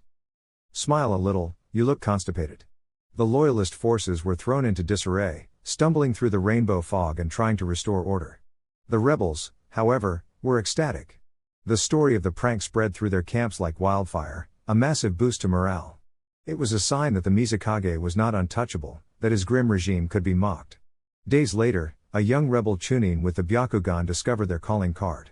In an alleyway, hidden from casual view but visible to those with enhanced sight, was another message, written in what looked like dried ink but was actually a complex seal that revealed itself only to concentrated chakra. The words were simple, cheeky, and written in a perfect, flowing spiral. The signature of the Uzumaki clan. Don't be so gloomy, the Crimson Phantoms. News of the Rainbow Mist incident traveled fast. Whispers of a new, mysterious force capable of making a mockery of an entire Cage's regime spread through the underworld and intelligence networks of the great nations. The name Crimson Phantoms was spoken with a mixture of awe and amusement. For Kushina and Naruto, however, it was just the beginning. Their next target was the polar opposite of the gloomy, damp lands of the mist, Kumagakure, the village hidden in the clouds. Perched atop impossibly high mountains, Kumo was a village of stark, modern architecture, crackling with the energy of lightning-style jutsu. It was a place of pride, power, and overwhelming confidence, led by a man who embodied all three, the fourth Raikage. So, what's the plan for this guy? Naruto asked as they, once again disguised as the unassuming motherson duo Akane and Sora, looked down at the sprawling village from a nearby peak. Ka-chan, you said he's the fastest man in the world since To-chan. He is, Kushina confirmed, a thoughtful look in her disguised hazel eyes. He's a mountain of muscle and lightning, with a temper to match. A direct prank, like painting his office, is too simple for a man like him.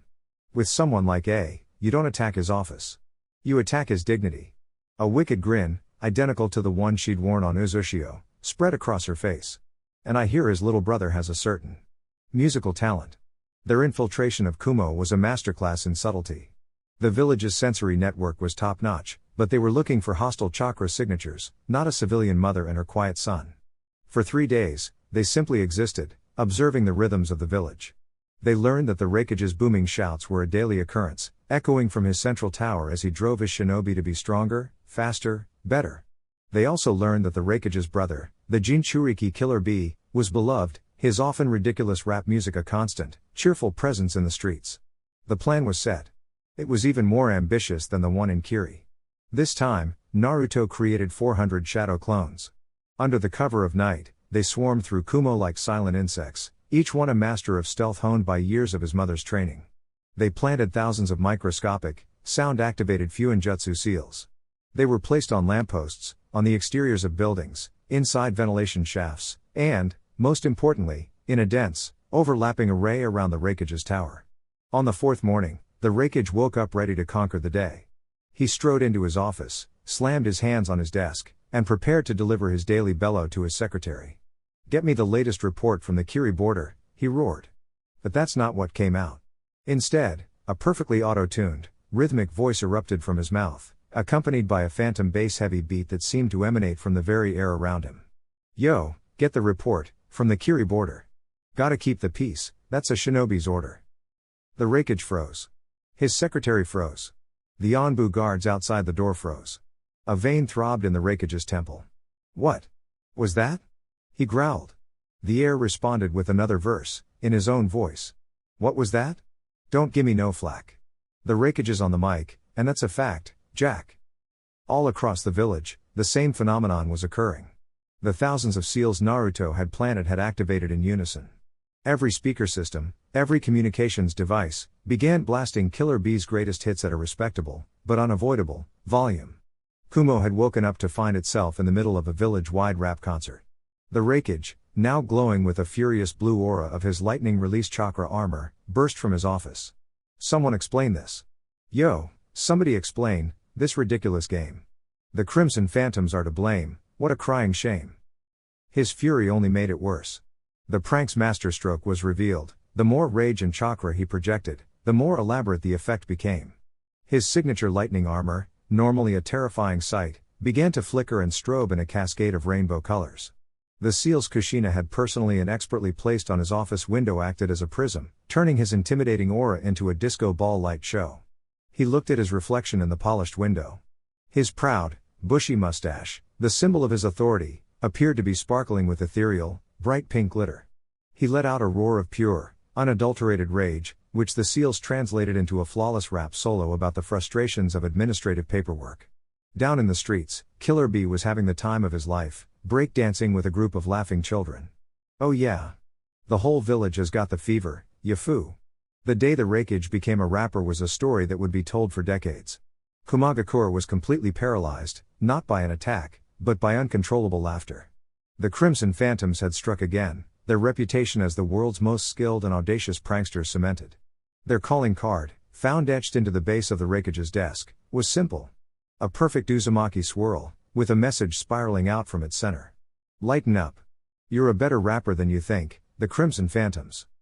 Days after leaving the Land of Lightning, the legend of the Raikage's impromptu rap career was the talk of every tea house and tavern they passed through.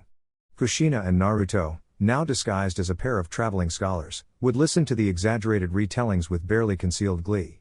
One night, as they camped under a star-filled sky on their way toward the land of Earth, Kushina was fast asleep. Naruto, however, was wide awake, his mind buzzing. He sat cross-legged by the dying embers of their fire, a thoughtful expression on his face. He felt a familiar, deep thrum of power in his gut, a comforting presence that had been with him his entire life. It was time for a chat. He closed his eyes, drew a deep breath, and focused his consciousness inward. The transition was seamless. One moment he was in a quiet forest clearing under the moon, the next he was standing in a different clearing, one bathed in the perpetual, warm glow of a sun that never set. This was his mindscape, his inner world.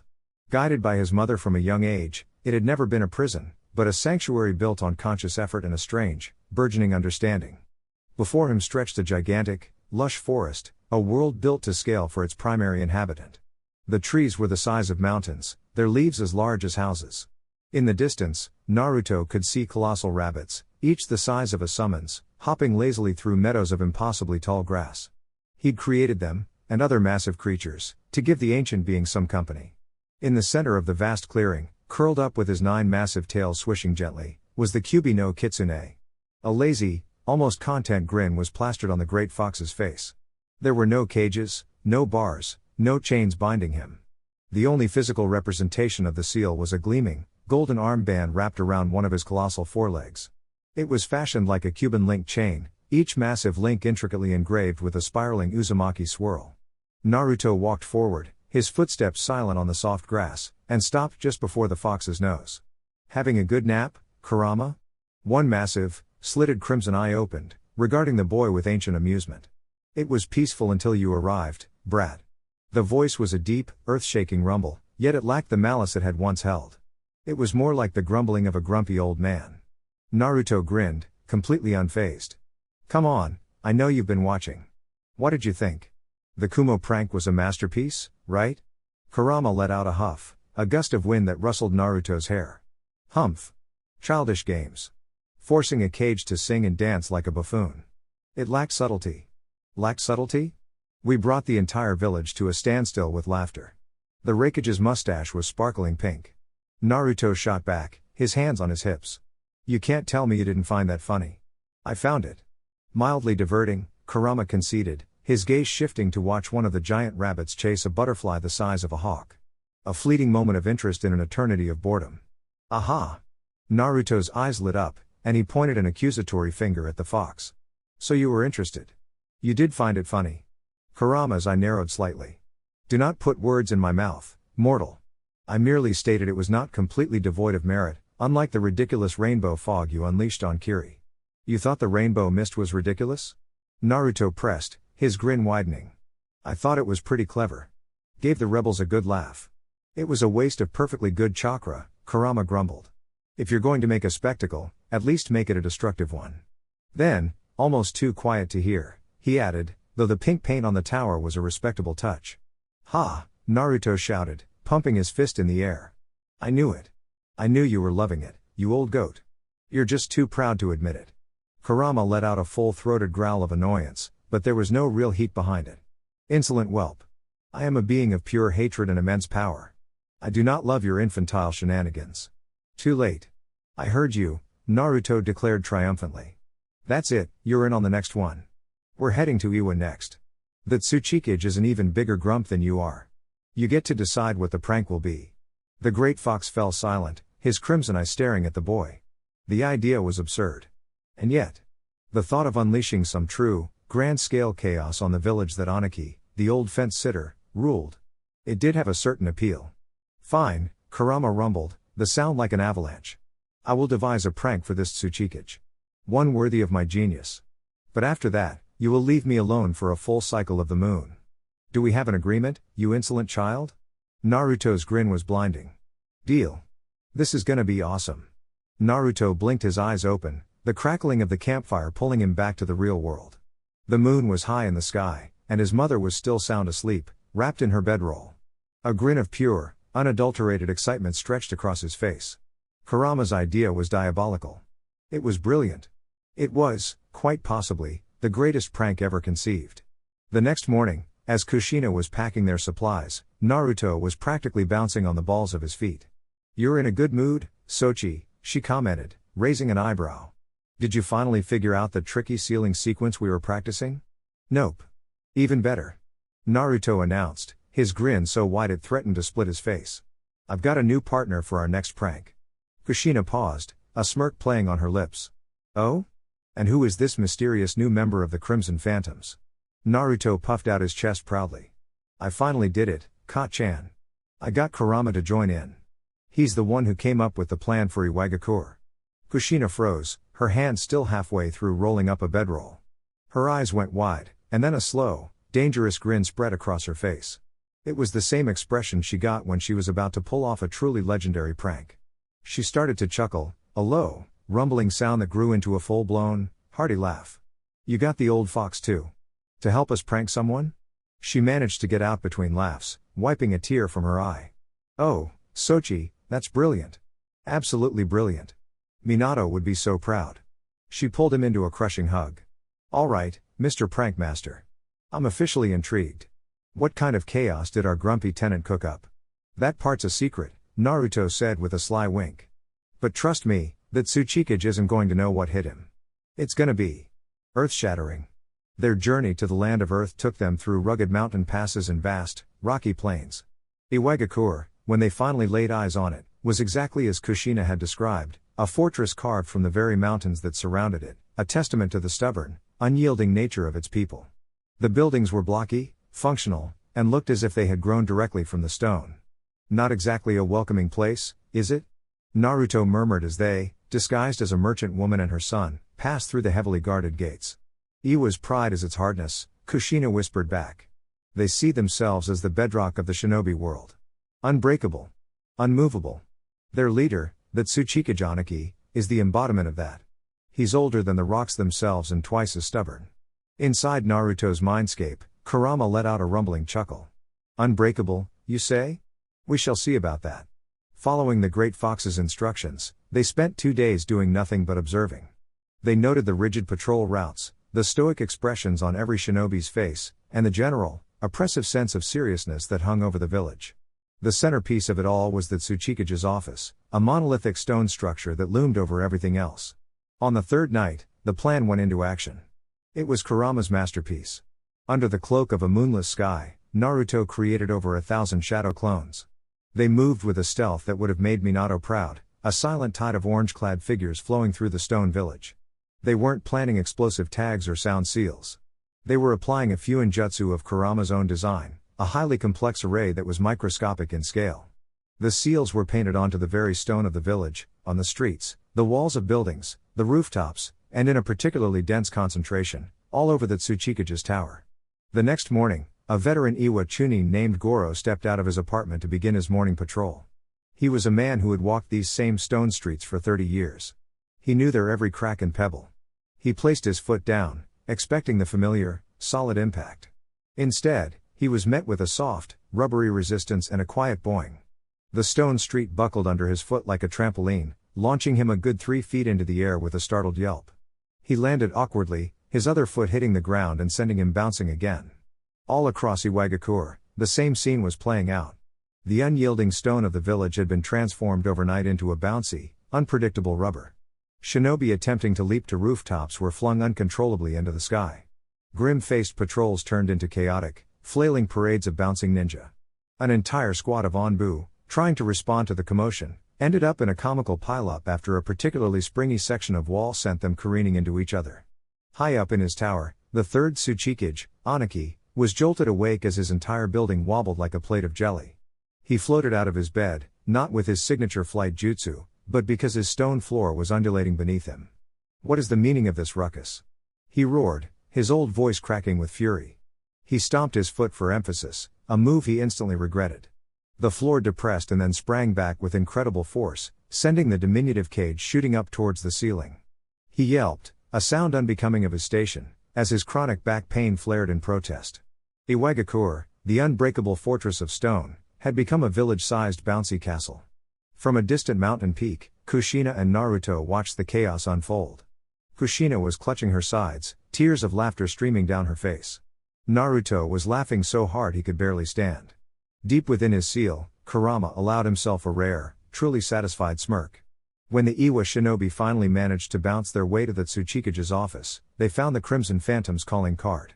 Carved into the now rubbery wall was a perfect Uzumaki swirl. Spiraling out from it was a message. Heard you had a bad back, old man. Thought a little low-impact exercise might help. The Crimson Phantoms.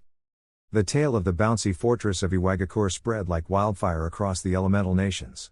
Kage, daimyo, and jonin commanders alike were left baffled and, in secret, deeply amused.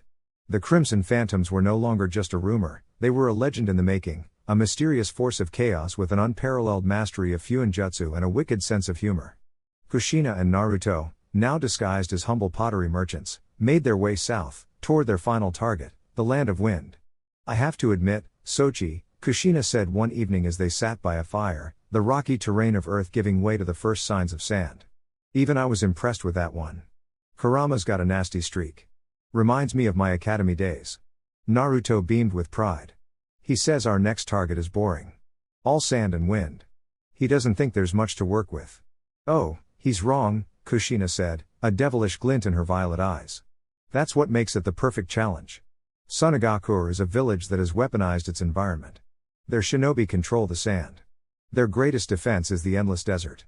So, what do we do when our target's greatest strength is the ground they walk on? Naruto thought for a moment, his brow furrowed. We change the ground? Kushina's grin was predatory. Exactly. Sunagakure was an impressive sight, a collection of large, circular adobe buildings nestled within a massive rock basin, protected from the harsh desert winds. It was a village built to endure. As they entered, the air was dry and hot, and the fine sand seemed to get into everything. The fourth Kazekage, Raza, is a very serious man, Kushina explained in a low voice as they navigated the sandy streets. He uses a powerful jutsu to control gold dust. He values practicality and strength above all else. He's not going to appreciate us. That's the whole point, Ka-chan, Naruto whispered back excitedly. Their plan this time was a joint effort, a masterpiece of Uzumaki ingenuity. For 2 days, they scouted, observed, and prepared. Naruto's shadow clones were once again the key, but their task was different. They didn't just place seals, they infused them directly into the sand itself, using a complex wind-style jutsu to bury thousands of microscopic fuinjutsu arrays throughout the village's main thoroughfares and plazas. On the dawn of the third day, every seal activated in unison. Asuna Chunin named Baki was the first to notice. He stepped out onto his balcony to survey the village as the sun rose, as he did every morning. But the familiar beige and tan landscape was gone. Instead, the entire village of Sunagakure glittered. Every grain of sand had been transformed. The streets were now rivers of shimmering sapphire blue. The dunes piled against the village walls were sparkling emerald green. The sand on the rooftops was a dazzling ruby red. The Kazekage's enormous, gourd-shaped administrative building, the symbol of Suna's power, was now a magnificent, sparkling gold. Sunagakure looked like the inside of a spilled jewelry box. An alarm was raised. Shinobi poured out into the streets, their serious expressions quickly turning to ones of utter bewilderment. A jonin, attempting to use a wind-style jutsu, inhaled a cloud of the fine, sparkling dust and collapsed into a fit of coughing, his attack sputtering into nothing. His comrades who rushed to help him were now covered in a fine layer of purple glitter. The feared puppet masters found their intricate mechanisms clogged with sparkling, uncooperative dust that refused to obey their chakra strings. From the highest window of the Golden Palace, the fourth Kazekage stared down at his village, his face a mask of cold, unbridled fury. His precious village, a symbol of stoic endurance, had been turned into a garish festival. On the main gate, written in shimmering silver glitter that caught the morning light, was the Phantom's final message to the world. We heard the desert was drab. You're welcome. The Crimson Phantoms. Miles away, hidden in a rocky outcropping, Kushina and Naruto looked through a pair of binoculars, howling with laughter. All right, Kushina said, wiping a tear from her eye as she slung her pack over her shoulder. I think our vacation is officially over. Naruto nodded, his laughter finally subsiding into a wide, satisfied smile. So, we're going home? We're going home, she confirmed, ruffling his hair. It's time for the prodigy of the leaf to finally graduate. The journey home was different. The mischievous energy that had propelled them across the continent was replaced by a quiet, comfortable anticipation. The disguises were gone, and they traveled openly as Kushina Uzumaki and her son, Naruto Namikaze. The stories of the Crimson Phantoms were the talk of every tea house and travelers they passed, and they would often share a secret, conspiratorial grin when they overheard the wild theories about the mysterious pranksters. When the massive gates of Konohagakure finally came into view, a genuine sense of belonging washed over Naruto. The pranks had been fun, the training on Uzu had made him strong, but this was home. Izumo and Kotetsu, the perennial gate guards, snapped to attention as they approached. Their eyes widened, first in recognition, then in disbelief. Kushina-sama. Naruto, Izumo exclaimed, a wide grin spreading across his face. Welcome back. We heard you were on an extended training mission.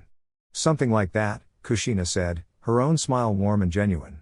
It's good to be back. Has the village managed to stay standing without us? Barely, Kotetsu chuckled. Though, I have to say, things have been a lot more interesting lately. Have you heard the news about these Crimson Phantoms? Causing a ruckus in all the other great villages. Some people are calling them heroes, others are calling for their heads. Kumo even put out a bounty. Naruto had to physically stop himself from puffing out his chest with pride. He just gave a noncommittal shrug. Sounds cool. Their first stop was the Hokage Tower. Hiruzen Sarutobi looked up from a mountain of paperwork as they entered, and the weary lines on his face softened into a fond, grandfatherly smile. Kushina. Naruto. You've returned, he said, his voice full of warmth. Your travels were successful, I trust? There was a knowing twinkle in his eye. Very successful, Lord Third, Kushina replied, bowing respectfully. Naruto followed suit. Naruto's training has progressed remarkably. Hiruzen picked up a stack of scrolls from his desk, each bearing the official seal of another great village. So I've gathered. I've received a number of colorful complaints. Iwagakure's infrastructure is apparently traumatically bouncy. The Reikage has banned a certain genre of music from his village entirely. And the Kazekage seems to have developed a severe allergy to glitter. He leaned forward, his expression turning serious, though the amusement in his eyes never faded. You two have become international incidents. They started it, Naruto muttered under his breath, earning a light smack on the back of the head from his mother. What he means to say, Kushina said smoothly, is that it was an unorthodox but effective field lesson in infiltration, stealth, and large-scale Fuinjutsu application. Hiruzen let out a hearty laugh. Indeed. Well, the damage is done. Welcome home, you two. I've already spoken with Iruka. Naruto, you'll rejoin your class tomorrow. You have 6 months until the graduation exams. Try not to give him too much trouble. The next day, when Naruto walked into the academy classroom, a hush fell over the students. He had been gone for the better part of 2 years. He was taller, leaner, and the goofy grin he used to wear was now tempered with a quiet, easy confidence that seemed to radiate from him. Naruto, Kyūbi yelled, breaking the silence. You're back. Where have you been? Here and there, Naruto replied with a shrug, sliding into his old seat between a surprised Shikamaru and a smiling Choji. What a drag, Shikamaru said, though a small smile betrayed his lazy demeanor. You missed 2 years of boring lectures. Did you bring back any rare snacks? Choji asked, already offering Naruto a chip. Naruto laughed, accepting the chip. Sorry, Choji. Mostly just memories. His eyes scanned the room and met Sasuke's. The Uchiha's gaze was intense, analytical. Sasuke had spent the last 2 years training with a single-minded obsession, pushing himself to the absolute limit. He had become the undisputed top of the class, a prodigy in his own right. But looking at Naruto now, he felt an unnerving sense of depth. The boy who had left was a talented kid. The one who returned felt like a shinobi. Iruka entered, did a double-take when he saw Naruto, and then smiled warmly. Naruto. It's good to have you back with us. As the lesson began, Naruto listened quietly. He found his mind wandering, comparing the sterile classroom environment to the thrill of evading Kiri Anbu and the satisfaction of watching an entire village bounce. It felt small. Confining. But as he looked at his friends, at the familiar faces of his peers, he felt a different kind of warmth. This was his team. His village. This was who he was fighting for. He felt Sasuke's gaze on him again. It wasn't the half-hearted rivalry of their childhood. It was sharp, focused, and full of questions. Naruto met his stare and offered a simple, confident grin. The game had changed. And the prodigy of the leaf was finally home. The first week back at the academy was a novelty. The second was tolerable. By the end of the first month, Naruto Namikaze was going out of his mind. The thrill of being home had worn off, replaced by the soul-crushing, mind-numbing monotony of basic education. He had spent years under the tutelage of a master Fuinjutsu user, a legendary Kenjutsu mistress, and had traveled the world as an infamous S-rank prankster. Now, he was sitting in a classroom learning how to properly throw a kunai at a stationary target.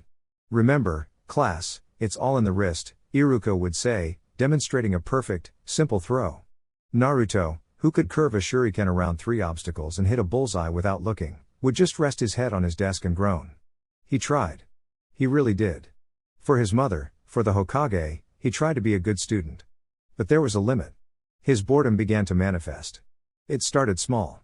A tiny, sound-dampening seal placed under Mizuki-sensei's desk, causing the man to wonder if he was going deaf.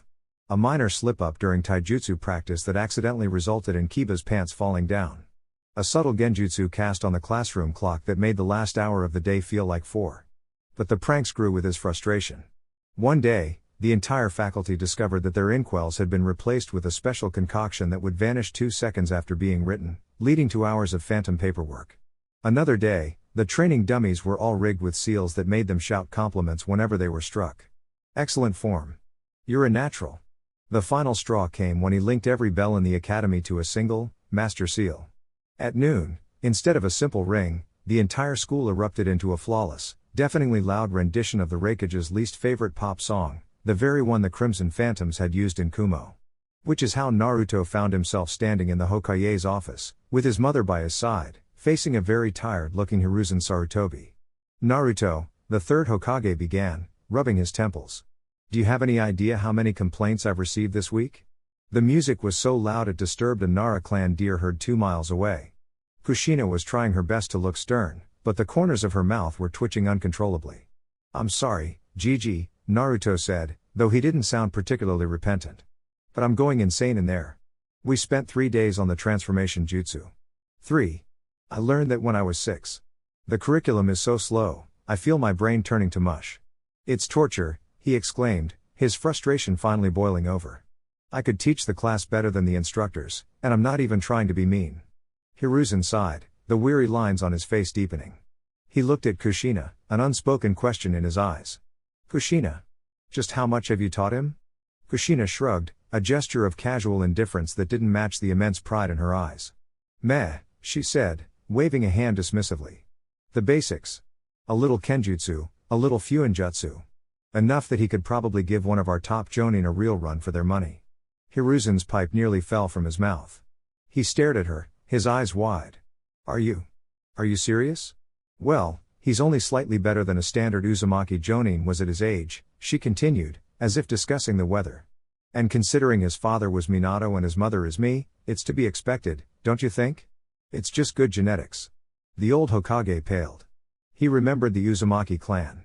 He had seen them in the Second Great War, whirlwinds of red hair and deadly steel, their sealing chains capable of restraining tailed beasts. The thought of a shinobi with that potential, cooped up learning the academy basics. Hiruzen suddenly felt a wave of sympathy for the boy. In fact, he was now commending Naruto for his restraint. The boy hadn't blown up the school, which, given the circumstances, was a minor miracle. Fine, Hiruzen said, his voice firm as he made a decision. I understand. Your methods have been disruptive, Naruto, but your reasoning is not without merit. He fixed Naruto with a serious gaze. I will give you a test. Tomorrow, at Training Ground 7. If you pass, you will graduate. If you fail, you will return to the academy and serve detention every day until you graduate with your class. No more pranks. Do we have an agreement? Naruto's head snapped up, his sour mood vanishing in an instant. A wide, predatory grin, a grin he'd inherited from his mother, spread across his face. A real challenge. Finally. You've got a deal, Gigi. The next morning, Training Ground 7 was shrouded in a tense silence. The 3 memorial stones, the Kia stone, stood as solemn witnesses. It was a place of beginnings and endings, where Team 7 was traditionally forged, and where Naruto's own father had tested his students. Today, it would be the stage for Naruto's judgment. Hiruzen Sarutobi stood with his arms folded, his expression unreadable. Kushina leaned against a tree nearby, a picture of calm confidence, though her eyes never left her son. 2 Anbu guards were perched silently in the branches above, their presence a testament to the gravity of the situation. Standing opposite Naruto was a man in a standard Jonin flak jacket with silver hair tied in a high ponytail. He had a weary but sharp look in his eyes. "Naruto Namikaze," Hiruzen's voice echoed in the clearing. "This is Tokuma Hyuga, a Jonin of this village and a member of the main family. He will be your proctor. The test is simple, you must prove to him, and to me, that you are worthy of the rank of Genin. This is not a battle to the death. It is a demonstration of skill. Begin." Tokuma activated his Byakugan, the veins around his eyes bulging. His gaze was intense, analytical, searching for any weakness in the boy before him. "Do not expect me to go easy on you, boy. Your heritage means nothing here." Naruto just grinned, a flash of white in the morning sun. He didn't draw a weapon. He didn't make a hand sign. He just settled into the Uzumaki Kenjutsu stance his mother had drilled into him for years, empty-handed. "Don't worry," Naruto said, his voice ringing with confidence. "I wouldn't want you to." With a burst of speed that made the Anbu observers straighten up, Tokuma shot forward, aiming a precise gentle fist strike at Naruto's shoulder, intending to shut down a Tenketsu point and end the fight quickly. But Naruto was already moving. He flowed around the strike like water, his body twisting in a seemingly impossible way. He didn't block, he redirected. His hand clamped onto Tokuma's wrist, and using the Jonin's own momentum, he spun, throwing the Hyuga clan member head over heels. Tokuma landed gracefully, skidding to a halt, his eyes wide with shock. The boy hadn't just dodged, he had used Tokuma's own attack to create an opening. "Impressive," Tokuma conceded, settling back into the gentle fist stance. But a fluke. What followed was a masterclass in taijutsu. Tokuma launched a furious barrage of strikes, each one aimed with pinpoint, Byakugan-guided accuracy. But none of them landed.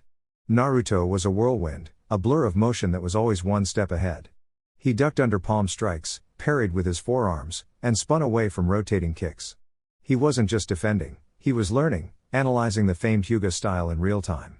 Finally, seeing an opening, Naruto exploded forward. His attack was the polar opposite of the Hyuga's precise jabs. It was a single, overwhelming palm strike aimed at Tokuma's chest, the signature of the Uzumaki's torrent style. Tokuma brought his arms up to block, but the raw power behind the blow sent him sliding back 10 feet, his sandals carving deep grooves in the dirt. He stared at his trembling hands, then at the boy, who hadn't even broken a sweat. "Enough," Hiruzen called out, his voice laced with disbelief. "Taijutsu is more than sufficient. Naruto, demonstrate your ninjutsu." Naruto grinned and flashed through a series of hand seals with blinding speed. "Wind style, great breakthrough," he yelled, unleashing a gust of wind so powerful it tore leaves from the trees and forced everyone present to brace themselves. It was a C-rank jutsu, but the scale and control were easily B-rank. Before the dust even settled, he made a single cross seal. Shadow clone jutsu. 20 perfect, solid clones popped into existence, each one grinning with the same confidence as the original. They fanned out, surrounding the stunned Hyuga Jonin in a flawless tactical formation.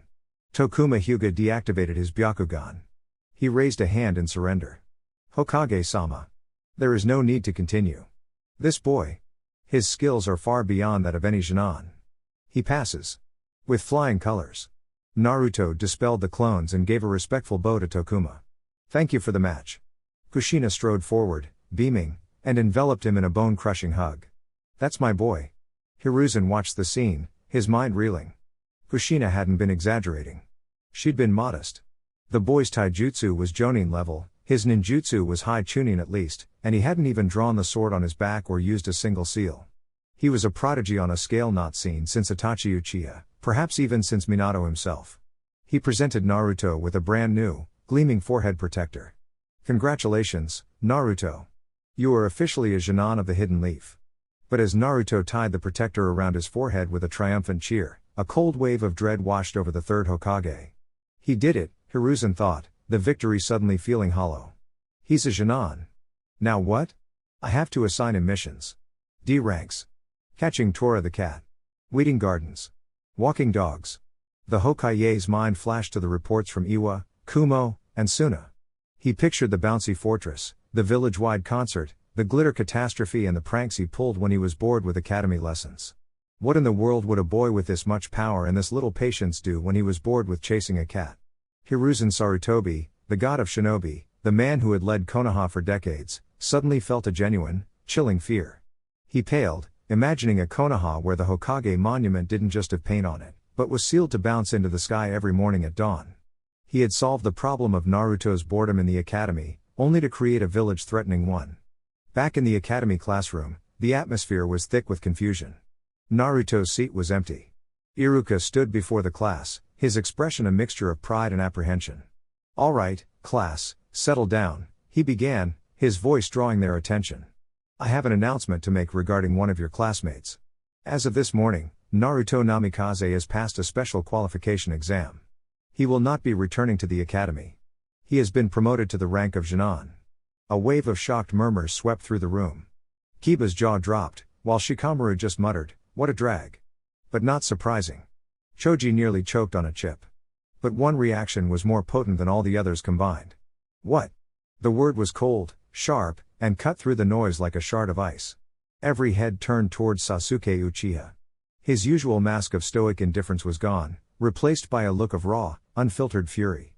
He stood up, his chair scraping loudly against the floor.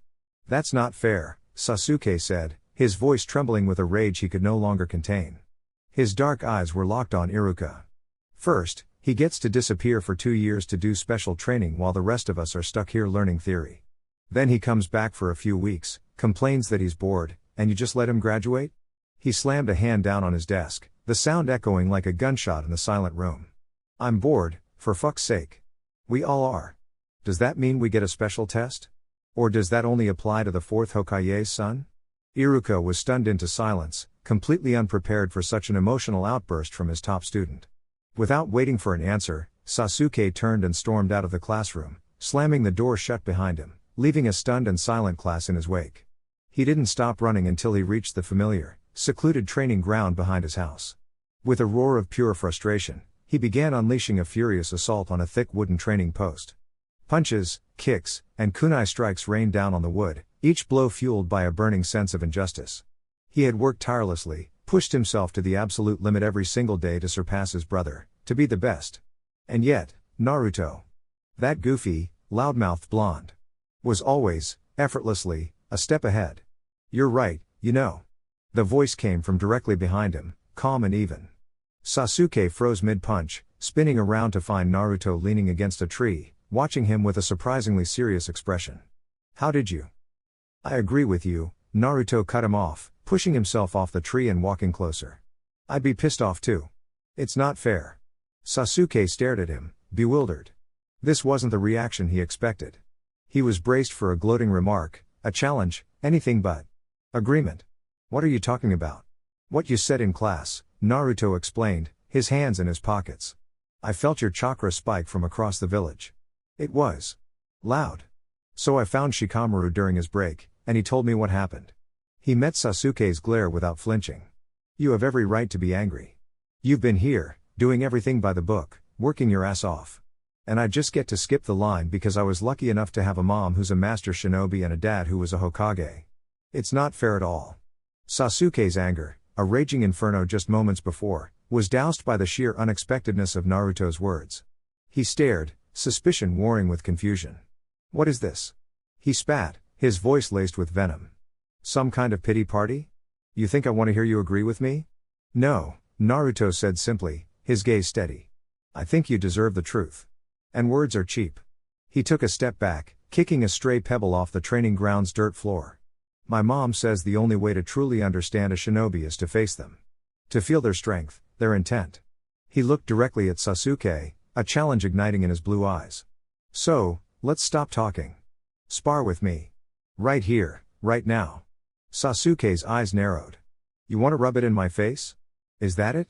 "No," Naruto's voice was firm. "I want to show you respect. I'm not going to hold back. I'm going to show you exactly what 2 years of my mom's special training looks like. I'll show you the full strength you're angry about." Then you'll really have something to be pissed off at. And something to aim for. The offer hung in the air, a blatant, audacious challenge wrapped in a strange form of validation. Naruto wasn't mocking him, he was taking him seriously.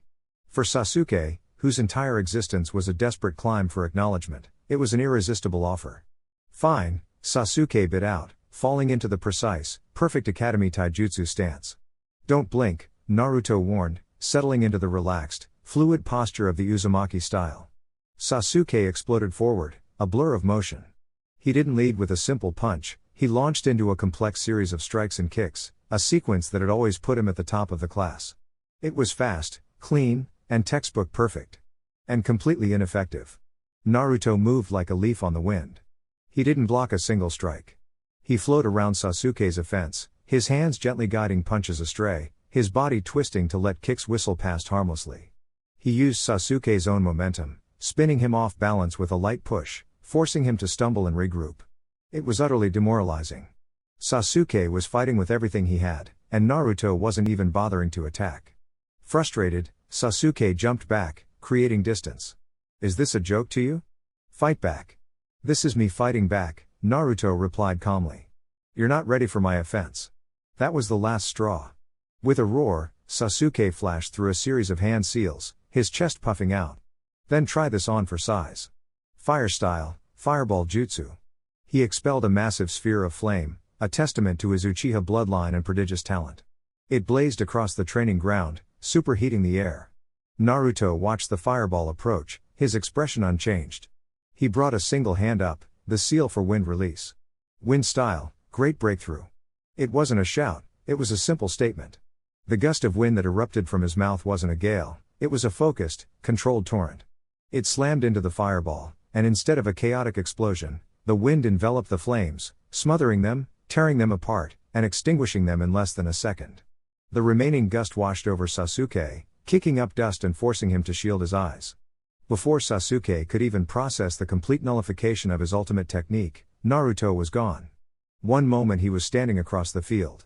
The next, there was a faint whisper of displaced air and the cold, unmistakable press of steel against his throat. Naruto stood behind him, holding a kunai perfectly steady against his carotid artery. His movements had been so fast, so silent, Sasuke hadn't even had time to turn. The fight was over. Slowly, Naruto lowered the blade. There was no smirk on his face, no gloating grin. He just looked at Sasuke with an expression of grim understanding. See? Naruto said, his voice quiet. That's the difference. That's my unfair advantage. For the last 2 years, I wasn't learning theory. I was fighting my mom. Every single day. That's the gap between us. He sheathed his kunai and looked at the stunned Uchiha, his eyes filled with a surprising intensity. Now you know exactly what you're up against. You can stand here and hate me for it, or you can use it as a target to get stronger. Your call, Sasuke. Without another word, Naruto turned and walked away, his footsteps silent on the dirt. He left Sasuke alone in the training ground, trembling not with fear, but with a complex cocktail of humiliation, fury, and a terrifying, crystal-clear sense of purpose. The vague resentment was gone, burned away by the demonstration. In its place was a new foundation. He had a benchmark. He had a rival.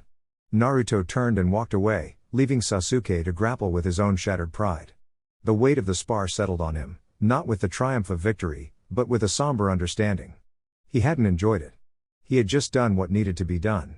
As he reached the edge of the training ground, a shadow detached itself from the trunk of an ancient oak tree. Naruto stopped, his senses on high alert, his hand instinctively dropping to the hilt of the sword on his back. That was a harsh lesson. The voice was calm, measured, and carried an authority that belied the speaker's youth. Itachi Uchiha stood there, his Anbu uniform stark against the dappled sunlight, his Sharingan eyes observing Naruto with an unreadable intensity. He hadn't been hiding his presence, Naruto had just been too focused on Sasuke to notice. Naruto relaxed his stance. Maybe, he replied, his voice quiet. But he wasn't listening to words. You humiliated him, Itachi stated, not as an accusation, but as a simple fact. No, Naruto shook his head. I respected him. Holding back would have been an insult. He deserved to see the truth of the gap between us. He looked past Itachi, back towards the lone figure of Sasuke, who was now just standing, staring at the scarred training post. He's been alone for as long as I can remember, Naruto said, his voice softening. Always training, always trying to catch up to someone. He met Itachi's gaze.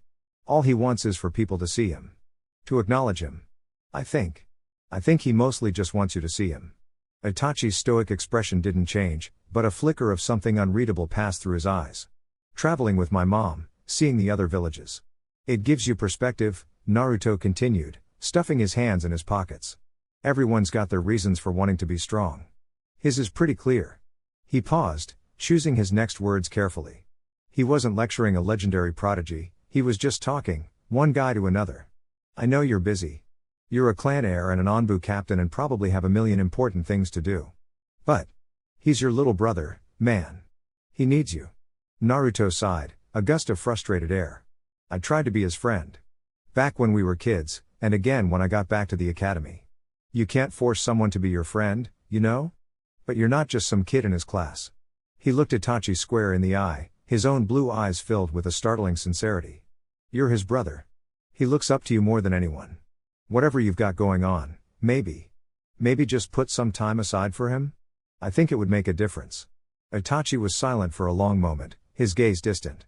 He was studying Naruto, seeing past the son of the Yondaime, past the Jinchuriki, and seeing the boy himself. A boy who, despite his own immense power, could feel the loneliness of another. You are more perceptive than the rumors would suggest, Naruto-kun, Itachi said finally, his voice a low murmur. He gave a slight, almost imperceptible nod. Your words have been heard. With a whisper of leaves, Itachi was gone, leaving Naruto alone with the quiet hum of the training ground. Naruto watched the spot where he had been standing for a moment longer before turning and heading home, hoping he hadn't just made things worse. The walk home was quiet. The adrenaline from the graduation test and the confrontation with Sasuke had faded, leaving Naruto feeling strangely drained. The weight of his own power, the anger in Sasuke's eyes, and the deep, unending sadness he'd sensed in Itachi swirled in his mind. He slid the door to his house open, and the familiar, comforting aroma of miso and simmering pork broth instantly washed over him. I'm home, he called out. There's my Jinan. Kushina's voice boomed from the kitchen, radiating pure joy. I've got the victory ramen on the stove. Get in here. He found her standing over a bubbling pot, her fiery red hair tied up in a messy bun. She turned, a wide, proud grin on her face, but it faltered slightly as she saw his expression. He dropped his new forehead protector on the kitchen table with a soft clatter and slumped into a chair. Her smile softened into a look of concern. What's wrong, Sochi? You aced your test, you should be bouncing off the walls. Instead, you look like you've been listening to one of Jiraiya's research stories. Naruto managed a weak smile, staring at the wood grain of the table. Sasuke was furious, he said. He stormed out of the academy. I went to talk to him after the test. Kushina's movement stilled. She pulled up a chair and sat opposite him, giving him her full attention.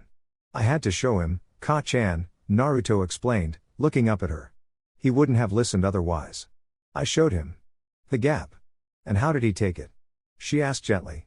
Not well, Naruto admitted. But I think he understood. It wasn't about him being weak, it's about me having an unfair head start. It's never easy, dealing with the Uchiha pride, Kushina murmured, her gaze distant. His father put so much pressure on him, and Itachi casts a shadow so long it's a miracle the boy can see the sun at all. Naruto took a deep breath. Itachi was there. He was watching the whole time. We talked. He told her everything. About trying to explain Sasuke's loneliness, about asking the Anbu captain to be a better brother. When he finished, he looked at his mother, a flicker of uncertainty in his eyes. Did I overstep? Kushina reached across the table and placed her hand over his. Her touch was warm and reassuring. You did a good thing, Naruto. A kind thing.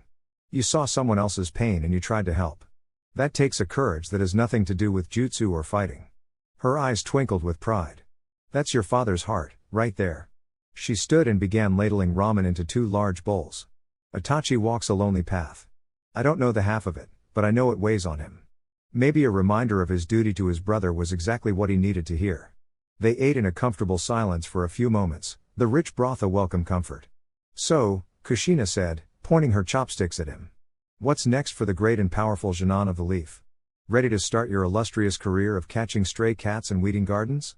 Naruto groaned, letting his head fall dramatically onto the table. Don't remind me. Hiruzen Jiji looked like he was going to have a heart attack when he realized he had to give me D ranks. Kushina let out a hearty laugh. Don't you worry about that. The old man is a lot of things, but he's not a fool. He knows better than to let a shinobi of your caliber get bored. A devilish glint appeared in her eye, the same one she'd had on Uzushio. And if he forgets? Well, I'm sure the Crimson Phantom has a few tricks left up her sleeve to remind him. Naruto grinned, a genuine, happy smile. For the first time all day, the weight on his shoulders felt a little lighter. Whatever came next, he knew he wouldn't have to face it alone. The next day, Naruto and Kushina stood in the Hokage's office. The air was thick with a strange tension, a mix of Kushina's barely suppressed amusement, Naruto's impatient foot tapping, and Hiruzen's palpable nervousness. The third Hokage looked as though he hadn't slept, his desk piled high with mission scrolls he was pointedly ignoring. So, Gigi, Naruto said, breaking the silence. You called? Got my first C rank? A rank? Maybe a quick S rank to get my feet wet? Hiruzen took a long, slow draw from his pipe, exhaling a cloud of smoke that seemed to carry the weight of the world with it. Naruto, my boy, your first mission is unique. It is a task of the utmost importance to the future of this village. A task that requires a delicate touch, immense patience, and a deep understanding of the shinobi arts. Naruto straightened up, his interest piqued. This sounded promising. All right, I'm listening. Hiruzen looked him dead in the eye, his expression deadly serious. Your mission, Junon Namikaze, is to return to the Ninja Academy. Naruto's face fell. To pick up a scroll? No, Hiruzen said, steepling his fingers. As an assistant instructor. The silence that followed was deafening. Kushina's shoulders started to shake, a low snort escaping her lips before she completely lost her composure, erupting into a roaring, full-bellied laugh that echoed off the office walls. Oh, that is brilliant. She howled, wiping a tear from her eye. You graduate with honors just to get out of the academy, and the old man sends you right back in as a teacher. Oh, your face, Sochi. Naruto's eye was twitching. He stared at the third Hokage, his expression a perfect storm of betrayal and disbelief. You've got to be kidding me. I passed your test. I'm a Junon. You can't send me back to that place. It's cruel and unusual punishment. On the contrary, Hiruzen said, a faint, weary smile touching his lips for the first time. Think of it, Naruto. Who better to understand the frustrations of the students?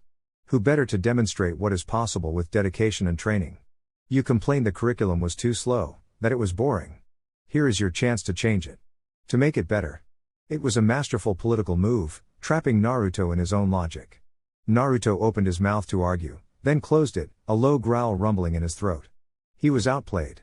He pointed a finger at the village leader, his blue eyes flashing with a fiery resolve. You're a sneaky old man, you know that? Fine.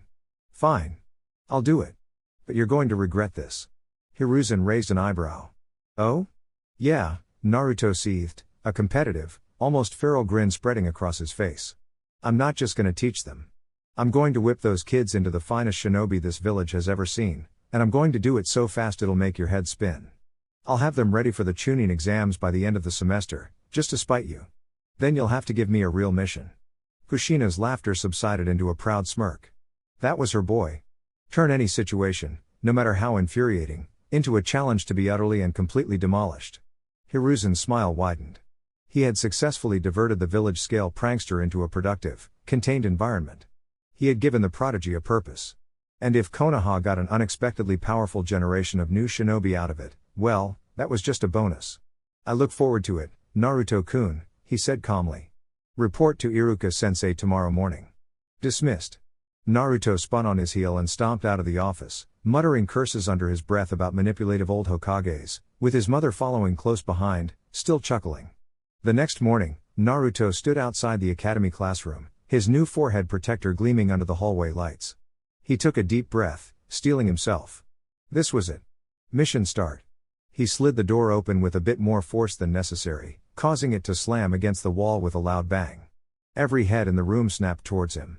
Iruka, who had been in the middle of a lecture about the historical significance of the first Hokage's necklace, jumped in surprise, dropping his chalk. The class stared in stunned silence. There, framed in the doorway, was Naruto Namikaze. Their former classmate. The one who had graduated yesterday. And he was wearing a Junon forehead protector. Naruto? Iruka stammered, bewildered. What are you doing here? Class has already started. Naruto flashed a grin that was equal parts charming and terrifying.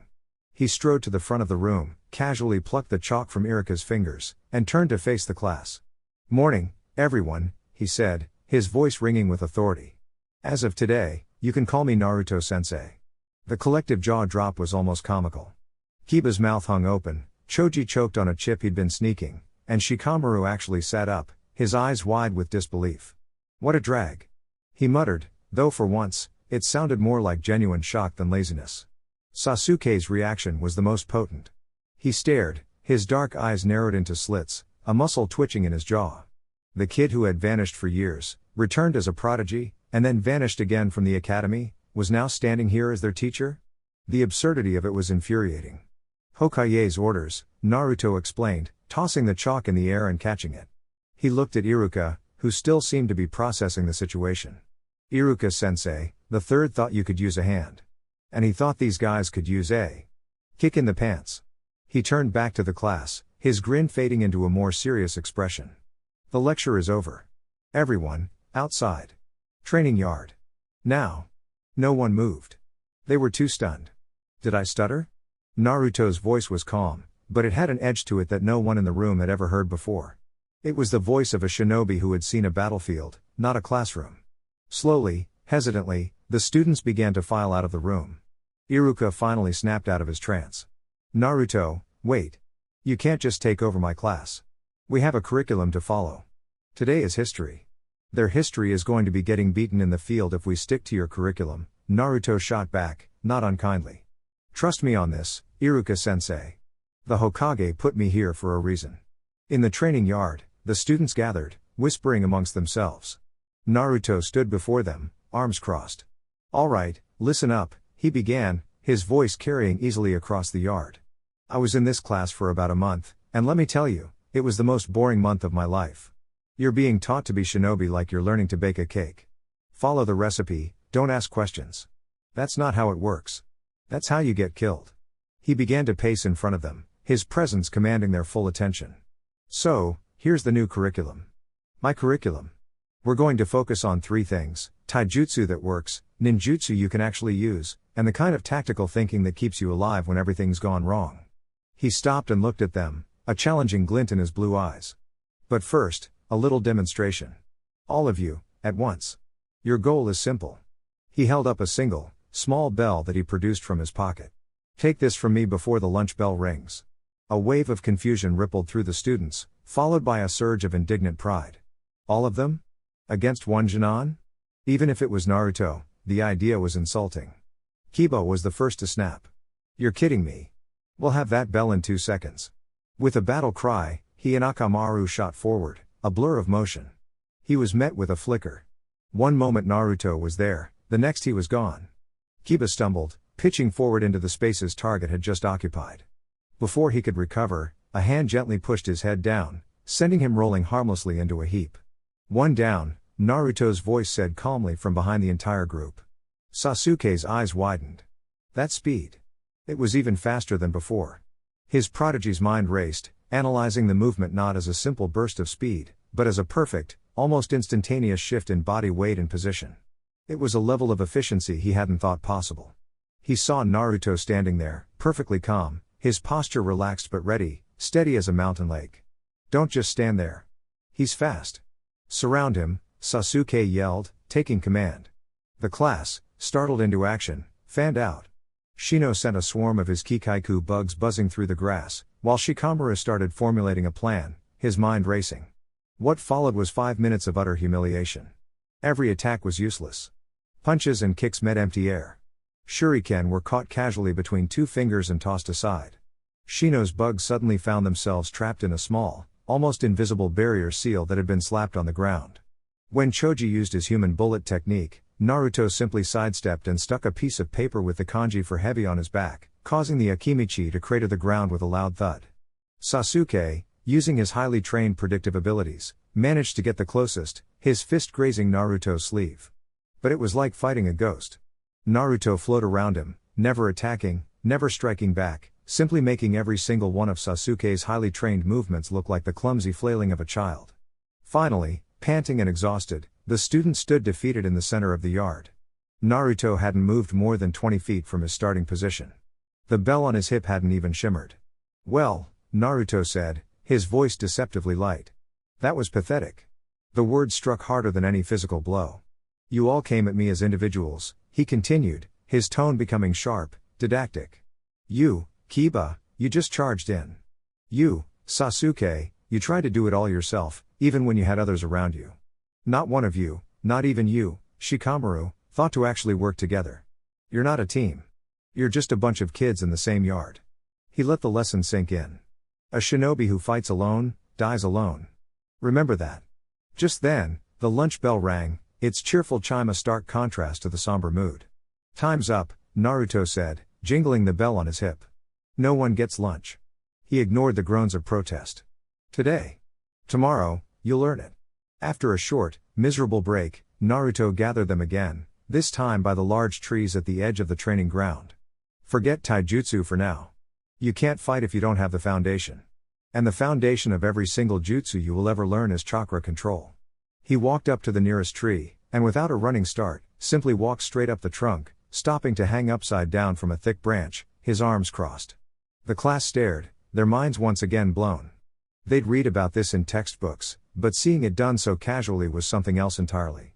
"This," Naruto said from his inverted position, "is tree walking. And it's going to be your new best friend and your worst enemy." He dropped back down, landing silently on his feet. "The goal is to focus a constant, precise amount of chakra to your feet to stick to a surface. Too little, and you fall. Too much," he pointed to a deep gouge in the bark, "and you blast yourself off. Your new history lesson, your new math lesson, your new everything, is this. You will practice this until you can run up and down this tree with your eyes closed." He turned to them, a fierce grin on his face. "And for those of you who get it? You'll do it until you run out of chakra completely. Then you'll rest, and you'll do it again. We're going to build up your chakra coils and your reserves until they scream. I promised the Hokage I'd whip you into shape, and I'm a man of my word." He clapped his hands together. "All right. The new academy starts now. Get to it." The immediate result of Naruto's new curriculum was a cacophony of thuds, yelps, and the splintering crunch of bark. The training ground looked less like a shinobi and training exercise and more like a battlefield contested by gravity itself. Kiba, with his typical gung-ho approach, channeled too much chakra and launched himself backwards off the trunk like a cannonball, landing in a heap 10 feet away. Ino, focusing more on looking graceful than on her chakra, slipped after 2 steps and slid down the tree, earning a long, shallow scrape on her arm. Most of the class couldn't even manage a single vertical step. Naruto didn't just stand back and watch. He moved among them, a whirlwind of targeted, brutally honest advice. "Choji, you're gentle, that's good, but you're being too hesitant. Give it a solid burst to start, then even it out." He called out. He appeared next to Sakura, who was gritting her teeth in concentration, a small crater forming around her feet. "Sakura, you've got the best control here, but you're thinking too hard. Stop trying to measure the chakra. Feel it. It's like knowing how much strength to use to pick up an egg without breaking it." He found Sasuke, who was repeatedly making it 3 steps up before the bark violently cracked under his feet, forcing him to jump back down. He was getting further than most, but his frustration was a palpable aura. "You're overloading it, Sasuke," Naruto said, appearing beside him. "You're trying to force the tree to obey. Don't. Coax it. It's a constant, steady stream, not a punch." Sasuke shot him a glare but didn't argue. He took a deep breath, closed his eyes for a second, and tried again. This time, he made it 5 steps. Slowly, painstakingly, breakthroughs began to happen. As Naruto predicted, Sakura was the first. After taking his advice to heart, she let out a soft gasp as her foot stuck firmly to the trunk. Step by step, with wobbling uncertainty that soon gave way to a triumphant grin, she walked all the way up the tree and stood on a branch, looking down at her classmates. Her success was a spark. It showed the others it was possible. Soon, Shino, with his clan's innate connection to their chakra, made it up, followed closely by a determined Sasuke. Naruto's grin widened. "Good. You 3, you're not done. Now do it again, but this time, I want you to run. Then, you'll do it while dodging the kunai I'm going to throw at the trunk next to you." The rest of the day was a grueling cycle of failure, progress, and exhaustion. Naruto was relentless. Those who mastered tree walking were immediately moved on to water walking on the nearby pond, a task that presented a whole new level of difficulty and resulted in a lot of soaked and sputtering students. By the time the final bell rang, the entire class was sprawled on the ground, chests heaving, muscles screaming, and chakra reserves scraped completely dry. They were more exhausted than they had ever been in their lives. But as they looked at the scarred trees and the disturbed surface of the pond, a new feeling settled in: pride. Iruka, who had been watching from a distance for the last hour with a mixture of horror and fascination, walked over. He had expected a mutiny. Instead, he saw a group of kids who, despite their exhaustion, were looking at their unorthodox new sensei with a newfound respect. Naruto. Iruka began, unsure of what to say. "Don't worry, Iruka-sensei," Naruto said, giving the older Chunin a tired but satisfied smile. "No one's permanently damaged. They're just learning what it actually feels like to be a shinobi." He turned to the worn-out students. "All right, listen up. Same thing tomorrow, so get some rest. And eat a good dinner. You earned it today." As the students dragged themselves home, groaning but invigorated, Shikamaru walked alongside Choji. "Man. What a drag," Shikamaru muttered, but for the first time in a long time, there was no laziness in his voice. "He's going to kill us." "But," Choji said between deep breaths, "did you see how high Sakura got?" Shikamaru looked up at the sky, a thoughtful expression on his face. "Yeah. He's not just teaching us. He's rebuilding us from the ground up. This is going to be troublesome." He paused. "And we're going to be a whole lot stronger for it." Chapter 3. The days bled into weeks, and the weeks into months. The academy's training ground transformed. What was once a place for simple drills and childish sparring became a crucible, burning away weakness and forging strength. Naruto's unorthodox curriculum became the new, grueling norm. The morning bell no longer signaled the start of a boring lecture, but the beginning of a 5-mile run through the village, a run that Naruto led at a punishing pace. After that, it was chakra control exercises until their reserves were screaming for mercy. Tree walking was now a warm-up, done blindfolded. Water walking was practiced while simultaneously dodging a barrage of blunted kunai thrown by Naruto's shadow clones. He was a relentless instructor, but a fair one. He pushed them to their absolute limits, but never beyond. He drilled them in taijutsu, breaking down their sloppy, academy standard forms and rebuilding them with a focus on efficiency and power. He forced them to think, to strategize, to see the battlefield not as a dueling ground, but as a three-dimensional puzzle of feints, traps, and opportunities. The change in the students was staggering. Kiba's wild brawling was tempered with tactical ferocity. Choji learned to use his size and strength with surprising agility. Sakura, whose chakra control was second to none, discovered a talent for genjutsu, her illusions subtle and disorienting. And Sasuke thrived. The Uchiha prodigy absorbed every lesson, every piece of advice, his hunger to close the gap with Naruto a palpable fire. He was no longer just the best in the class, he was becoming a true leader on the field, his sharp instincts complementing Shikamaru's lazy genius. One afternoon, 3 months into Naruto's tenure, came the weekly bell test. It was no longer a simple game of keep away. It was the final exam of their week, a test of everything they had learned. "All right," Naruto announced, the familiar bell jingling at his hip. "You know the rules. You have until the end of day bell. Work together. Come at me with everything you've got. Begin." The instant he finished speaking, the students vanished. There was no chaotic charge, no boastful shouts. They melted into the trees and the shadows like seasoned chunin. Naruto grinned. Finally, a volley of shuriken erupted from the trees on his left. He deflected them with a single kunai, the metallic clang echoing in the clearing. As he did, the ground beneath his feet turned soft and muddy. "Earth style, swamp of the underworld." A voice yelled. It was one of the civilian-born students Naruto had been personally tutoring in ninjutsu. Naruto leapt back, landing lightly on a tree branch just as a swarm of kikaiku bugs burst from a nearby bush, aiming to engulf him.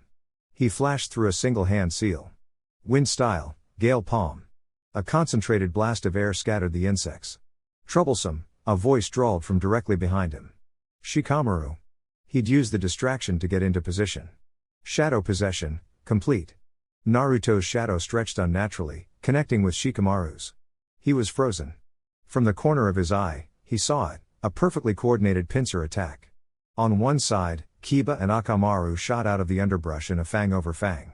On the other, Sasuke, his hands a blur of motion, took a deep breath.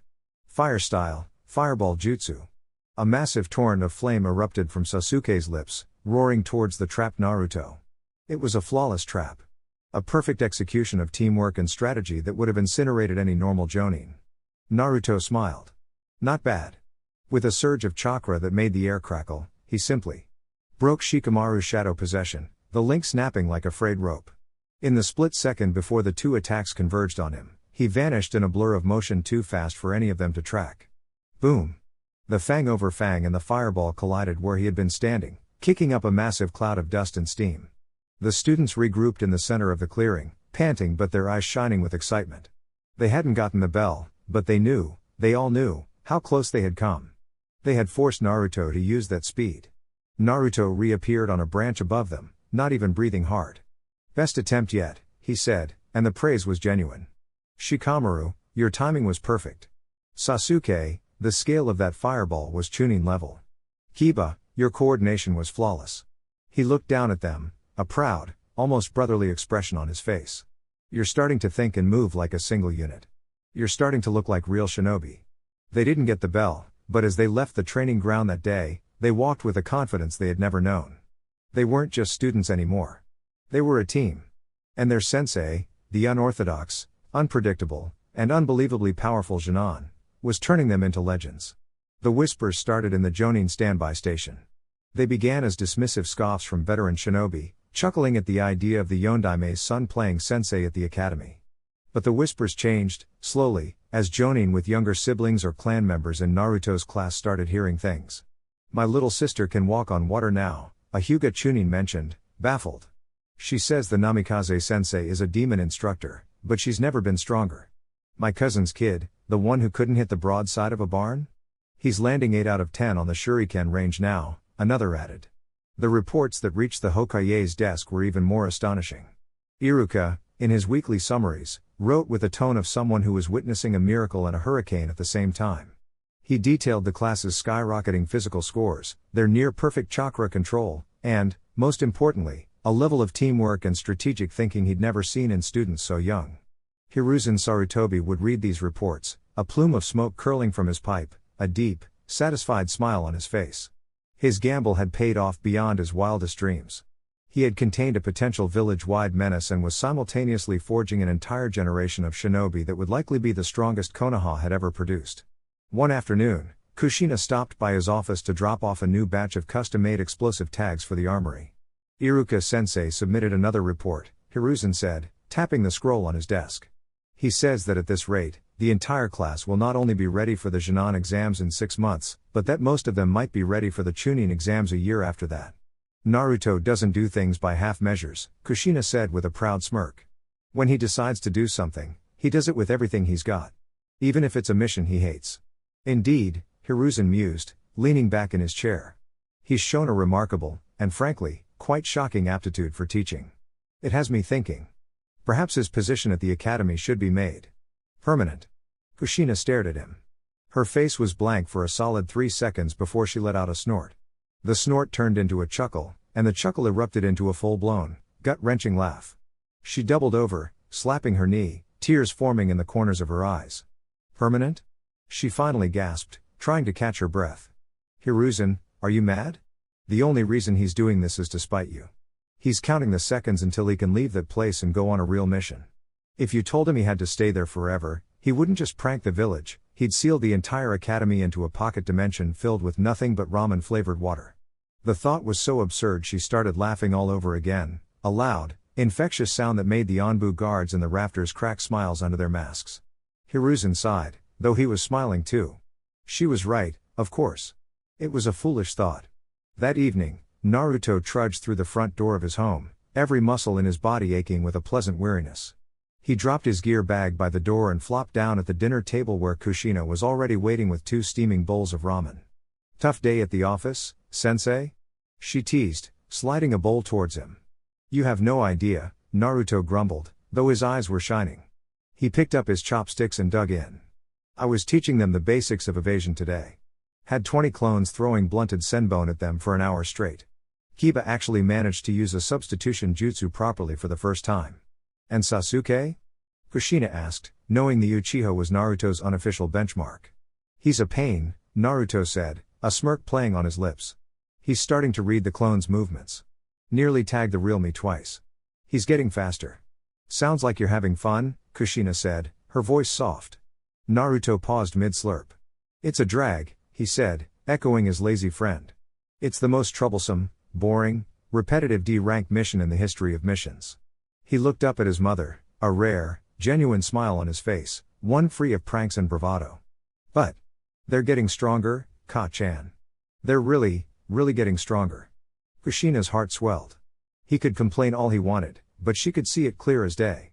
Her son, the prodigy, the prankster, the Jinchuriki, had found something else he was good at. He was a teacher.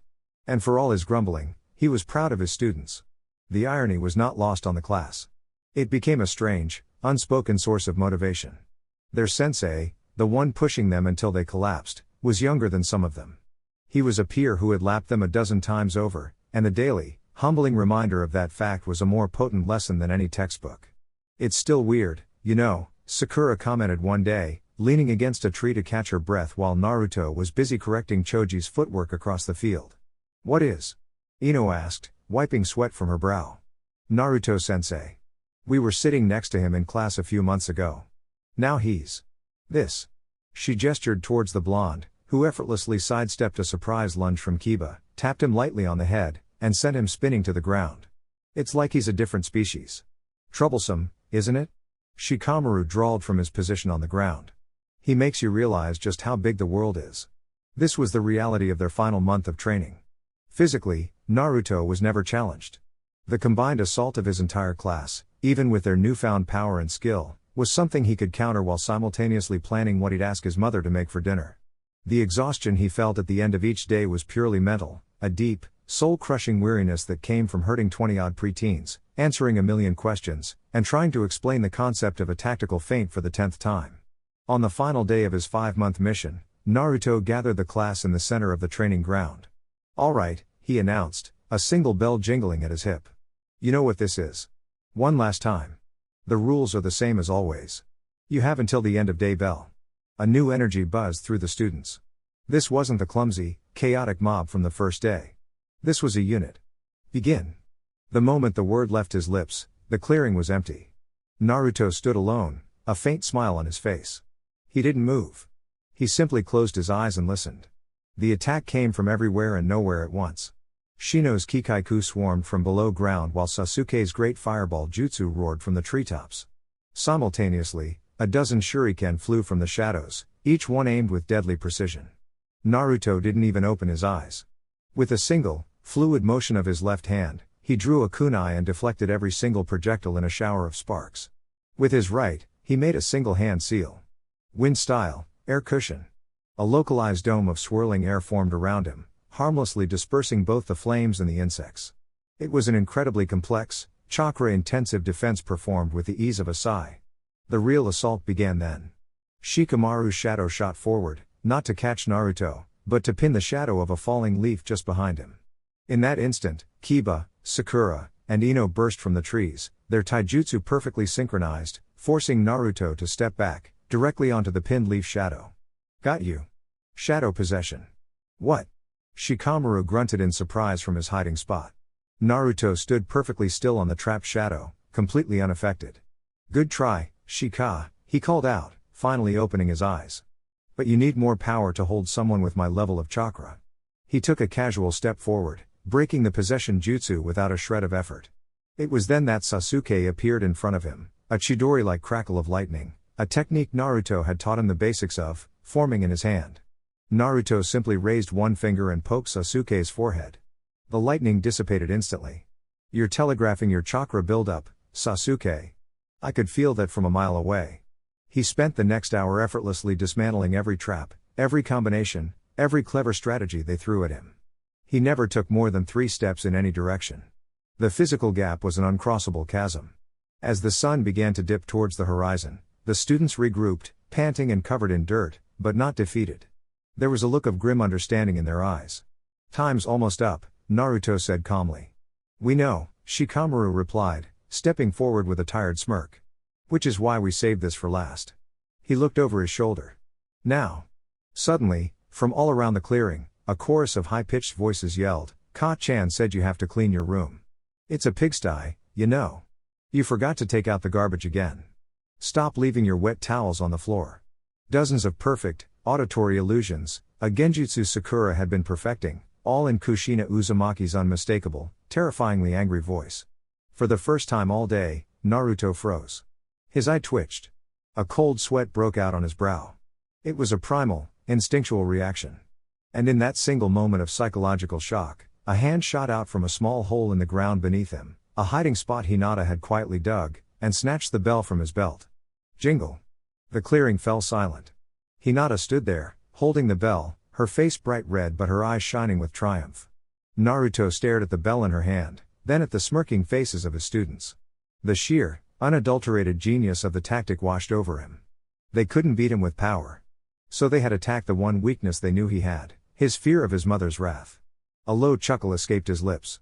The chuckle grew into a loud, genuine laugh. That, he said, shaking his head in disbelief. That was brilliant. He looked at them, not as a sensei to his students, but as a shinobi to his comrades. Congratulations, he said, his voice filled with pride. You all pass. The training ground erupted in a chaotic cheer.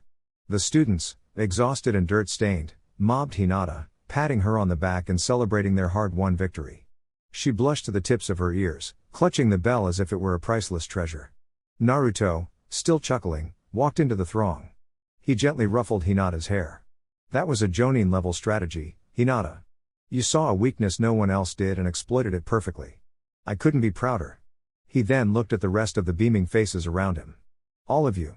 You learned the most important lesson today. A shinobi's greatest weapon isn't their jutsu or their taijutsu. It's their mind. You couldn't beat me with force, so you beat me with teamwork and brilliant, underhanded psychological warfare. He grinned widely. You're all going to make incredible shinobi. A week later, the official graduation exam felt like a formality. The atmosphere in the academy was thick with the nervous tension of hopeful students and anxious parents, but for Naruto's former class, it was just another day. They sat through the written portion with a quiet confidence that bordered on boredom. Shikamaru finished in 10 minutes, laid his head down for a nap, and still scored the highest in the entire year. The practical exams were a massacre. In the taijutsu portion, Naruto's students were pitted against students from other classes. The difference was staggering.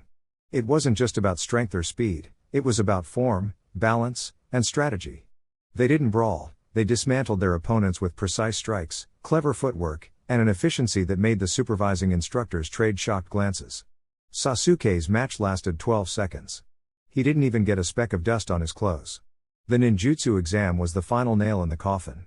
The requirement was to perform the 3 basic academy jutsu: transformation, substitution, and clone. One by one, Naruto's students stepped forward and performed them with a level of control and chakra precision that was unheard of for their age. When Sasuke's turn came, he performed the 3 jutsu flawlessly, then, with a look of cool defiance at the proctors, he went through a series of hand seals and unleashed a small, perfectly controlled fireball jutsu that slammed into a target dummy, leaving a smoldering hole in its chest. Iruka, who was overseeing the exam, had to physically close his jaw. He looked out at the assembled students, his students, and felt a wave of overwhelming pride wash over him. They weren't just the top of their class, they were in a league of their own. That afternoon, in the classroom, Iruka stood before them, a box of brand new forehead protectors on his desk. His voice was thick with emotion. I have been an instructor at this academy for many years, he began, his eyes scanning each of their faces. And I can say, without a single shred of doubt, that this is the strongest, most promising generation of shinobi I have ever had the privilege to teach. He smiled, a warm, genuine expression of pure pride. You have all made me, and the village, incredibly proud. Congratulations. You are no longer students. You are shinobi of the Hidden Leaf. From a rooftop across the street, Naruto watched through the window as his friends, his students, received their protectors. He saw Sasuke accept his with a stoic nod, Shikamaru with a troublesome sigh, and Hinata with a shy, happy smile. You did good, Sochi. He turned to see his mother standing beside him, her red hair whipping in the breeze. She was beaming. It was a drag, he said, but there was no heat in it. A comfortable silence settled between them as they watched the new Genin celebrate. So, Naruto finally said, turning to face her fully. My mission is over. I'm a Genin with no team and no assignment. He looked at her, a familiar, restless spark in his eyes.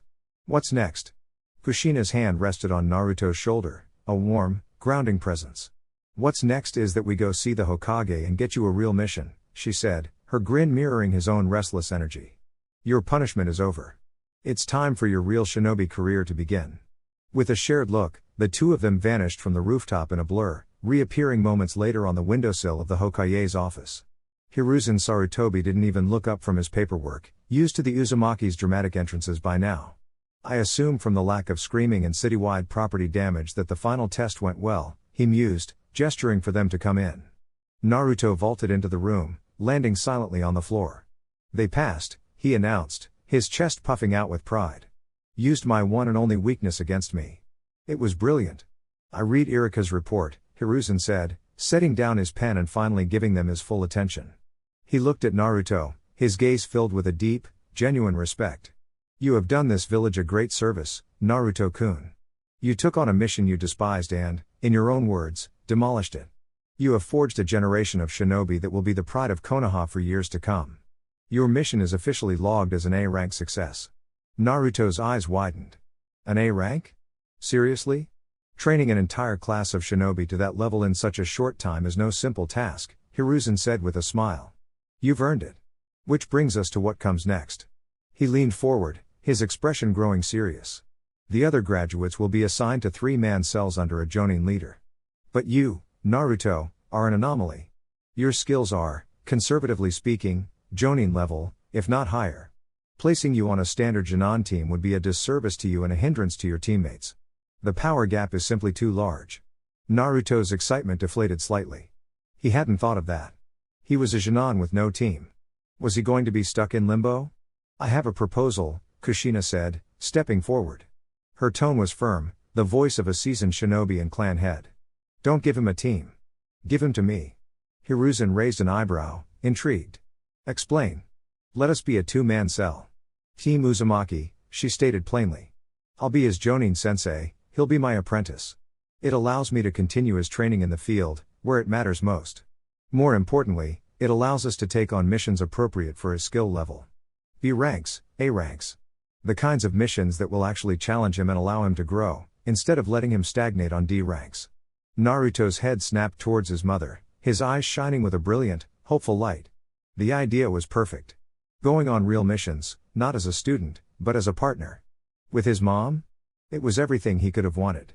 Yeah. He burst out, unable to contain himself. Team Uzumaki. We could be the new Crimson Phantoms, but for real this time. Hiruzen stroked his beard, a thoughtful look on his face. The proposal was unconventional, but it was also a stroke of genius. It solved every single one of his problems regarding Naruto. It kept him challenged, utilized the S-rank skill of Kushina, and gave Naruto a clear path for advancement. Very well, the Hokage said, a final decision made. It is an elegant solution. Team Uzumaki is hereby commissioned. He looked directly at Naruto. As of this moment, I am granting you the provisional rank of Special Jonin. This will officially allow you to be assigned to missions up to A rank, under the direct command and supervision of your jonin leader, Kushina Uzumaki. He stamped a scroll on his desk, the sound echoing with finality. Congratulations, Naruto, Hiruzen said, a warm smile spreading across his face. Your real life as a Konoha shinobi begins now. Naruto felt like he was going to explode with joy. He let out a whoop of triumph, grabbing his mother in a hug. It was real. No more classrooms, no more boring exercises. It was time for adventure. Naruto practically vibrated with excitement as he and Kushina walked out of the Hokage's office, the door closing behind them with a soft click. He was already chattering a mile a minute, speculating on what their first A-rank mission would be, his voice fading down the hallway. As their footsteps receded, a shadow detached itself from the wall opposite the office. Danzo Shimura, his bandaged face a mask of cold calculation, stepped forward and entered the office without knocking. Hiruzen didn't look up, already used to his old rival's intrusions. He simply relit his pipe, the small flame casting flickering shadows across his weary face. You're keeping him a Jonin, Danzo stated, his voice a dry rasp. It wasn't a question. A boy with jonin-level skills, and you saddle him with the lowest rank. It seems like a monumental waste of a valuable asset. He is a special Jonin, Hiruzen corrected calmly, taking a long draw from his pipe. He will be taking missions appropriate for his skill. His rank is, for now, a formality. A formality you could have waived, Danzo countered, stepping closer to the desk. His one visible eye narrowed. You could have promoted him to Chunin on the spot. Even Jonin. Why the charade? Hiruzen finally looked up, his gaze steady and sharp, the god of shinobi looking out from behind the face of an old man. Because his first true mission is not for another 6 months. Danzo was silent, waiting for the explanation. The Chunin exams, Hiruzen said simply. The other villages need to see him. Not just as the son of the fourth, but as a force in his own right. They need to see a prodigy of Konoha, in a controlled, public setting, and understand that the will of fire burns brighter than ever. He will be a symbol. Danzo let out a humorless chuckle. A symbol, or a target? You'll be painting a giant red swirl on his back for every ambitious shinobi from Kumo to Iwa. You make him a target for kidnappers, for assassins, for those who would seek to control the Kyūbi.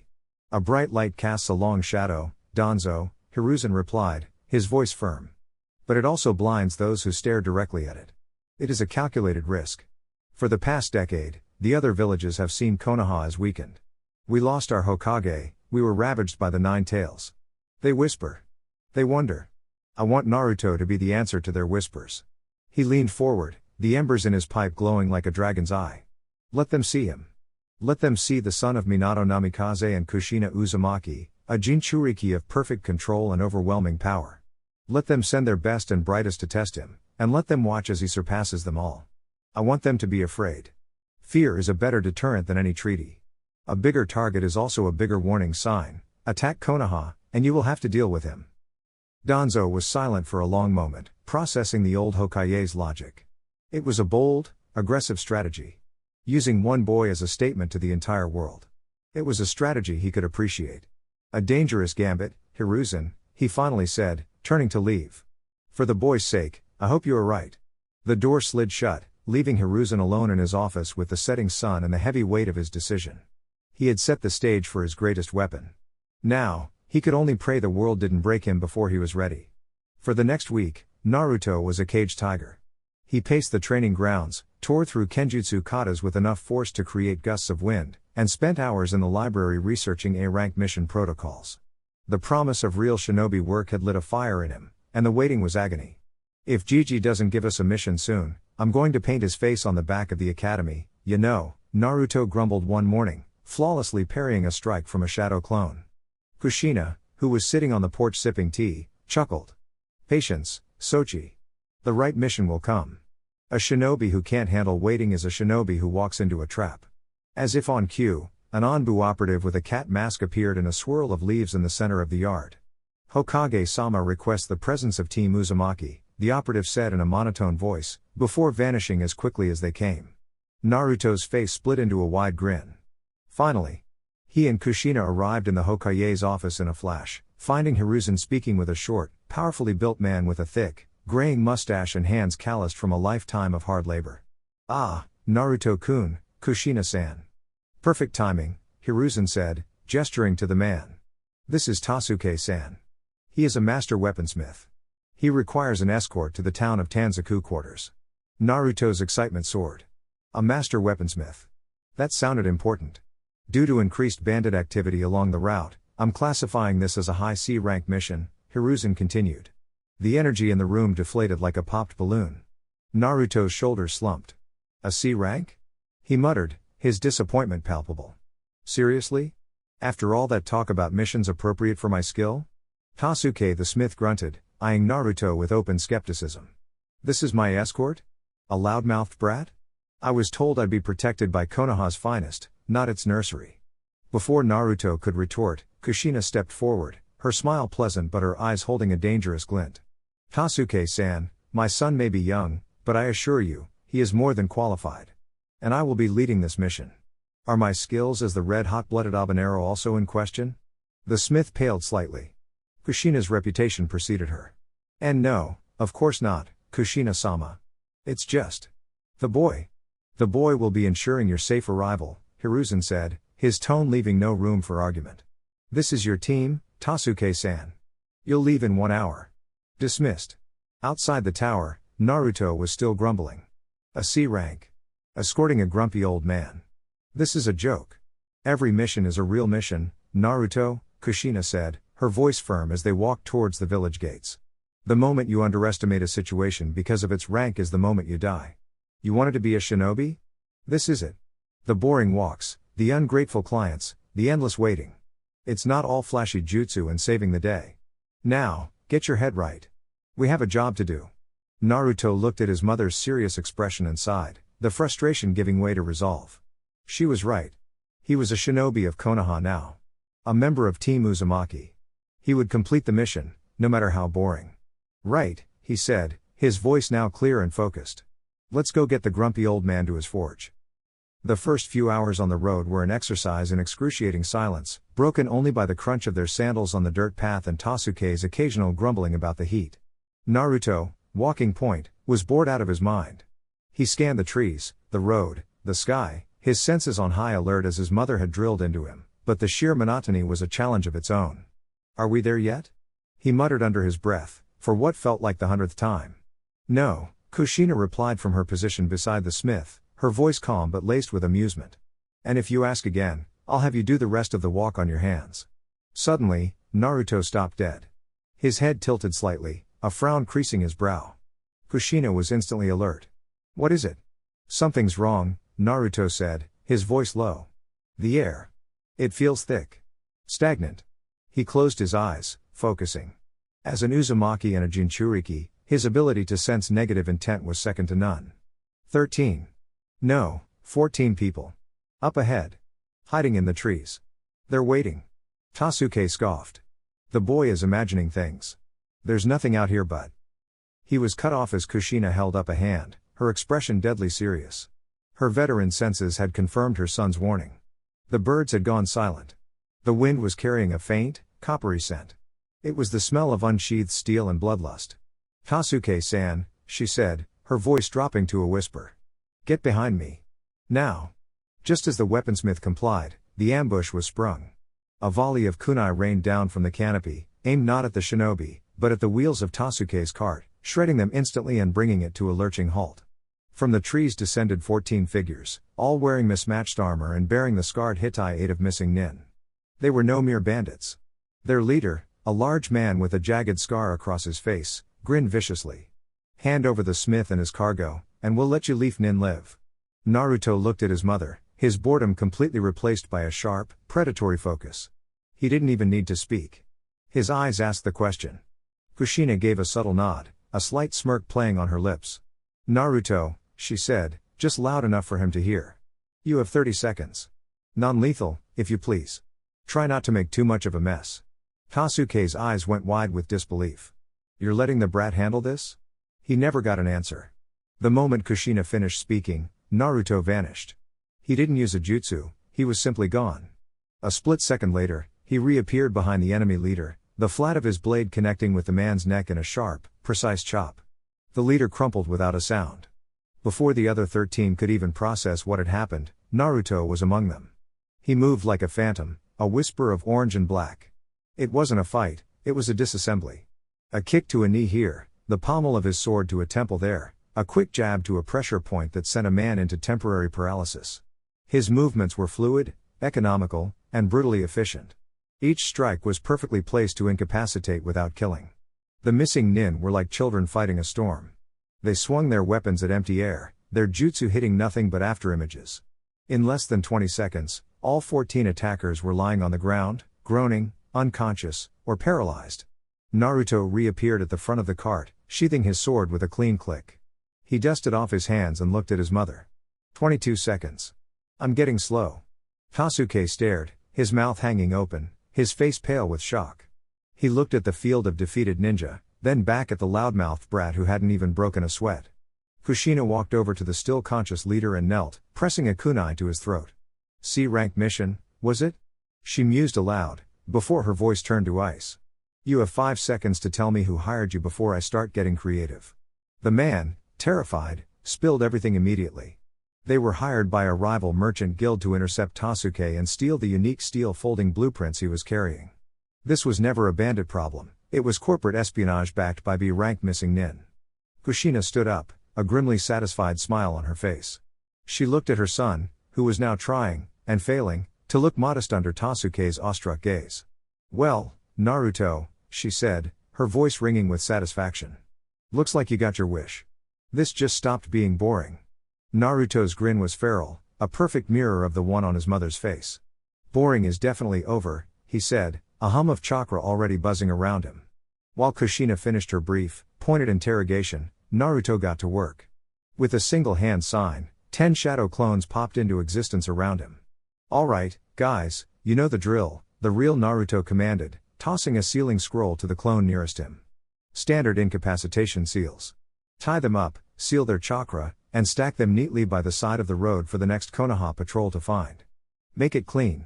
The clones worked with a silent, terrifying efficiency that made Tasuke's blood run cold.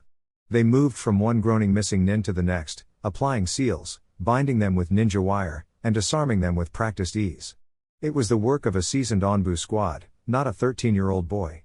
Tasuke watched for a moment before turning to the real Naruto, his face a mixture of awe and profound shame.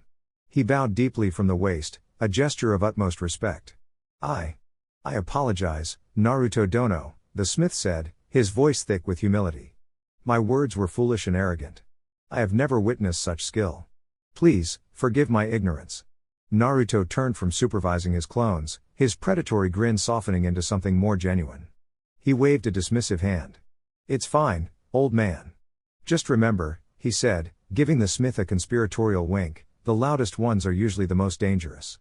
Kushina strode over, her expression all business. The pleasantries can wait. The mission parameters have changed.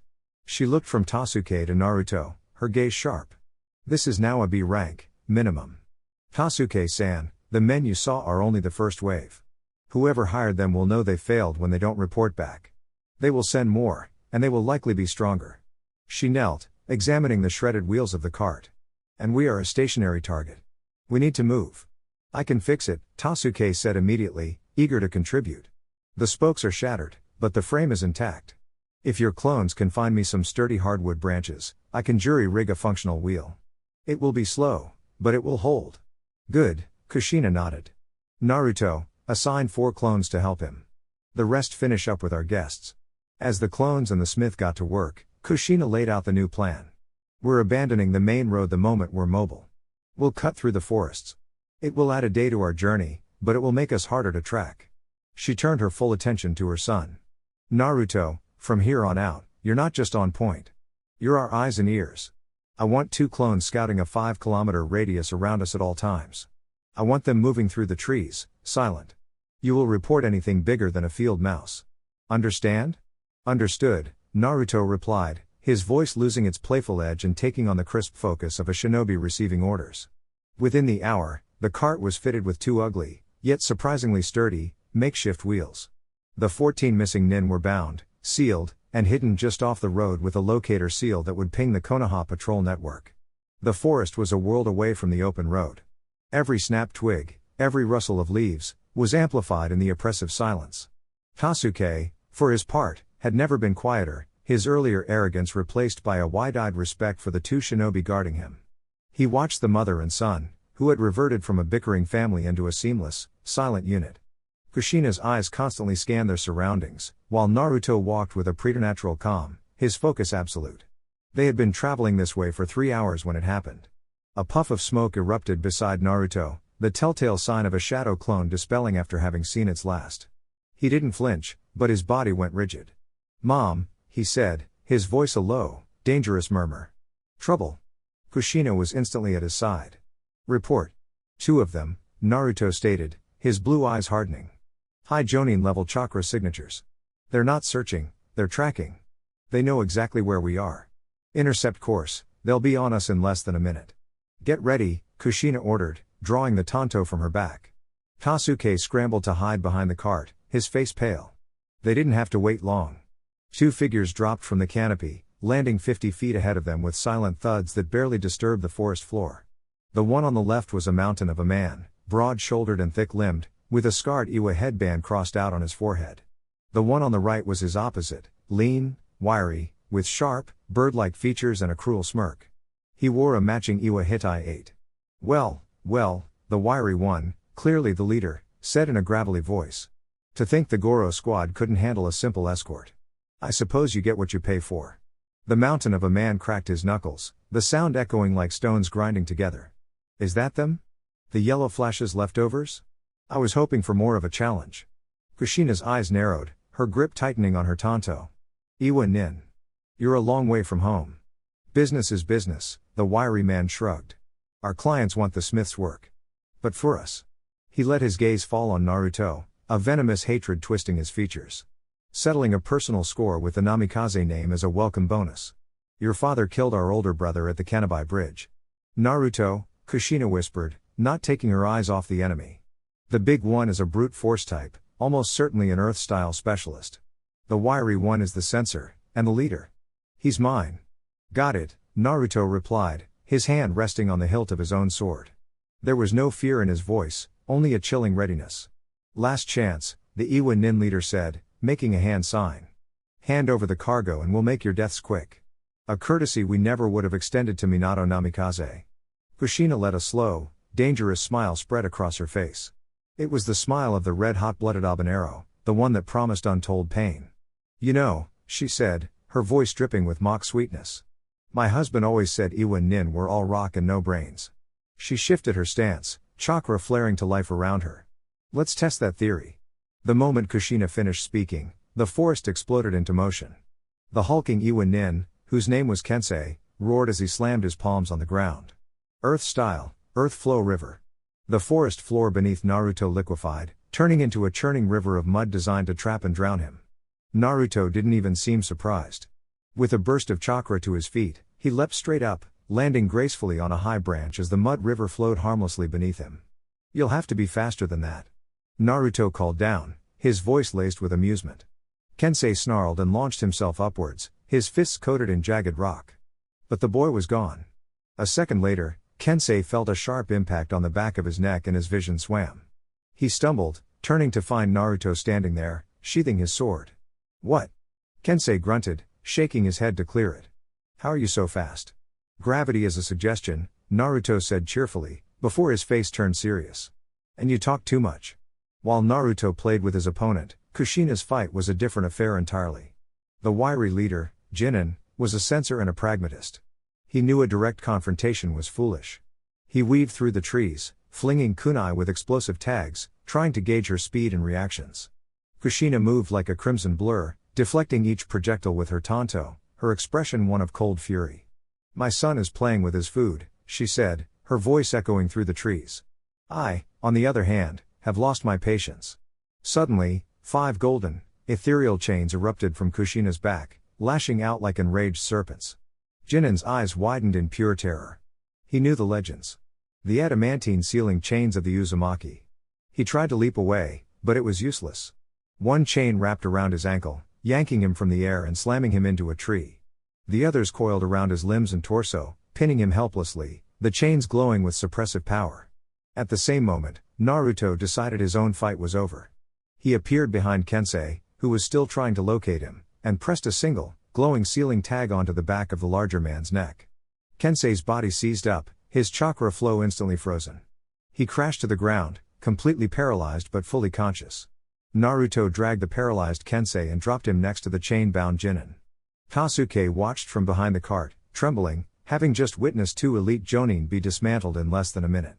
Kushina walked slowly towards the terrified Jinin, her chain still holding him firm. You mentioned a debt, she said, her voice dangerously soft. Let's talk about it. Iwa owes my clan for the destruction of Uzushio. And you personally owe me and my son for the inconvenience of your presence. She leaned in close, her red hair falling around her face like a curtain of blood. But we're feeling generous today. So we are going to send a message back to that old fence-sitter, Aniki. And you, she pointed at Jinin, are the messenger. Naruto stepped forward. My mom isn't a great speaker. She prefers to get her point across more directly. So I'm going to help you remember the message. He pressed 2 fingers against Jinin's forehead. A complex seal, shaped like an Uzumaki swirl, glowed black for a moment before fading into his skin. That seal is connected to your fear. Every time you think of betraying this message, you will relive the terror you feel right now. 100 times over. Kushina's chains retracted slightly, allowing Jinin to breathe. Here is the message, she commanded, her voice like steel. Tell that Tsuchikage that the Uzumaki have not forgotten. Tell him the son of the Yellow Flash is home. And tell him that the next time any of his shinobi dare to set foot in the land of fire with ill intent, I will personally come to your village. And I will tear it down to its rocky foundations. Now go. The final chain released him. Jinin scrambled to his feet, not even glancing at his paralyzed comrade, and fled into the forest like a man escaping the depths of hell itself. Naruto looked at the captured Kensei, then at his mom. Think he'll deliver it properly? Kushina's terrifying expression melted away, replaced by a proud, beaming smile. Oh, I think he'll add a little extra flair to it, you know. She ruffled his hair, all traces of the fearsome kunoichi gone. All right, genius. Get our new friend here packaged up in a storage scroll. We've wasted enough time. With a nod, Naruto got to work, while Kushina went to check on their wide-eyed client. The journey to the Land of Iron was far from over, but one thing was certain, it was no longer boring. With a final, precise flick of his wrist, Naruto pressed the storage scroll against the paralyzed form of Kensei. A complex array of kanji flared to life, wrapping around the Iwa nin's body before he vanished into the scroll with a soft whoosh. Naruto sealed it, tucked it into his pouch, and let out a long, satisfied breath. Done, he announced, turning back to the cart. Sasuke flinched as Naruto approached, his eyes still wide with the kind of primal fear reserved for natural disasters. The weaponsmith had seen Jonin fight before, but he had never seen anything like that. It wasn't a battle, it was a predator toying with its prey before a swift, merciless conclusion. Kushina Dono, Sasuke began, his voice barely a whisper as he addressed the redhead who was calmly wiping a speck of dust from her tanto. What? What was that? Kushina sheathed her blade and gave him a reassuring, if slightly tired, smile. That was a B-rank mission gatecrasher, Sasuke-san. Nothing you need to worry about anymore. But the chains. And the boy. He trailed off, gesturing weakly towards Naruto, who was now stretching as if he'd just woken from a nap. The chains are an old family secret, Kushina said simply. And the boy is my son. There was a universe of pride in that simple statement. What you saw was us reminding some old enemies why it's a bad idea to hold a grudge against an Uzumaki. Naruto trotted over, rolling his shoulders. Man, that big guy was slow. I barely had to use my speed. It was almost disappointing. Don't get cocky, Kushina chided, though her eyes were twinkling with amusement. You left yourself open for a whole half second after you tagged him. A faster opponent would have taken advantage of that. Half a second is all I need, Naruto shot back with a grin. Besides, you had the scary one. I just had the big, dumb rock. Watching them, Sasuke felt a dizzying sense of vertigo. They had just dismantled 2 elite shinobi who spoke of killing them, and now they were bickering like they were deciding what to have for dinner. The sheer casualness of their power was more terrifying than the fight itself. Right, Kushina clapped her hands, her tone shifting back to business. The sun is getting low. We've wasted enough time. The rest of the day's journey was different. The silence was still there, but it was no longer oppressive. It was comfortable, born of shared understanding. Sasuke no longer saw a brash Jonin and his mother, he saw 2 guardians of immense power, and he felt safer than he had in his entire life. As dusk began to settle, tinting the sky in shades of orange and purple, Kushina called a halt in a small, defensible clearing. In minutes, a small, efficient camp was established. A single shadow clone set up a perimeter of warning seals while another gathered firewood. Naruto and Kushina sat by the crackling fire, sharing a ration bar in comfortable silence. Sasuke watched them from a short distance away, huddled in his blanket. The easy familiarity between them, the seamless transition from lethal shinobi back to mother and son, was a profound thing to witness. He was traveling not just with guards, but with a living legend and her heir. For the first time on this journey, he felt completely and utterly safe. The quiet of the forest night was no longer threatening, it was peaceful. The morning broke crisp and cool, with thin fingers of mist weaving through the ancient trees. The fire had been reduced to a pile of glowing embers, casting a soft orange light on the silent camp. Sasuke was the first to stir, groaning as he sat up and stretched his stiff back. His eyes went first to the spot where the 2 shinobi had been sleeping, but they were already gone. A flicker of panic seized him until he saw them at the edge of the clearing. Naruto stood in the center of a small, sun-dappled space, his sword a blur of silver in the morning light. He moved through a series of complex katas, each motion flowing into the next with a grace and precision that seemed impossible for his age. There was no sound but the whisper of the blade cutting through the air. He wasn't just practicing, he was meditating through movement. Kushina leaned against a tree nearby, arms crossed, watching her son with an expression of intense, quiet pride. She noticed Sasuke was awake and gave him a small, welcoming smile before turning her attention back to Naruto. A few minutes later, Naruto completed his sequence, holding the final pose for a long, still moment before sheathing his sword with a clean click. Your footwork on the inverted spin was off by a centimeter, Kushina said, her voice breaking the morning silence. You compensated with your wrist, but it was still a flaw. Naruto rolled his eyes but didn't argue. I know. I felt it. The ground here is uneven. The world is uneven, she retorted instantly. Don't make excuses, make adjustments. She pushed off the tree and walked over to him, her tone softening. It was still good. Almost perfect. Now, let's talk about yesterday. Naruto's expression turned serious. What about it? The message we sent to Iwa, Kushina said, her voice low. That wasn't just about scaring one old man. It was a political move. The other villages will hear whispers of it. The red hot-blooded habanero and the yellow flash's sun are active. It tells them Konoha's fangs are still sharp. You think it will work? Naruto asked. That Aniki will actually back off? Aniki is a stubborn old goat who hated your father with a passion, Kushina admitted. But he's also a pragmatist. He knows what I'm capable of, and he's just seen a preview of what you're capable of. He won't risk a full-scale war over corporate espionage. We didn't start a conflict yesterday, Naruto. We stamped one out before it could begin. As they spoke, Tasuke timidly approached the fire, rekindling it with a few small pieces of wood. He pulled out a small pot, some rice, and a jar of pickled vegetables from his personal supplies. Kushina dono. Naruto dono, he said, his voice still filled with a deep reverence. It is not much, but please, allow me to prepare a proper breakfast. As thanks. Kushina turned, her intense shinobi aura vanishing in an instant, replaced by a warm, genuine smile. We would love that, Tasuke-san. Thank you. Soon, the simple aroma of steamed rice filled the clearing. The three of them sat around the small fire, sharing a meal that tasted infinitely better than any ration bar. The tension of the previous day had completely evaporated, replaced by the easy camaraderie of fellow travelers. This is good, Naruto said through a mouthful of rice, earning a grateful nod from the smith. All right, Kushina said, finishing her portion and standing up. We have 2 more days until we reach the Tanzaku quarters. Let's hope the rest of the journey is this peaceful. Naruto grinned as he stood, strapping his sword to his back. Where's the fun in that? Kushina just laughed and ruffled his hair as they packed up the last of their things, ready to face the road once more. The final 2 days of their journey passed with a welcome, almost unnerving, calm. The message Kushina and Naruto had sent with the terrified Iwa Nin seemed to have been effective. Naruto's clones, a constant, silent perimeter, reported no further threats. The aggressive chakra signatures that had been dogging them for the first half of the trip had vanished completely, leaving only the natural hum of the forest. The change in atmosphere allowed for a more relaxed pace. Tasuke, now fully at ease, opened up to his protectors.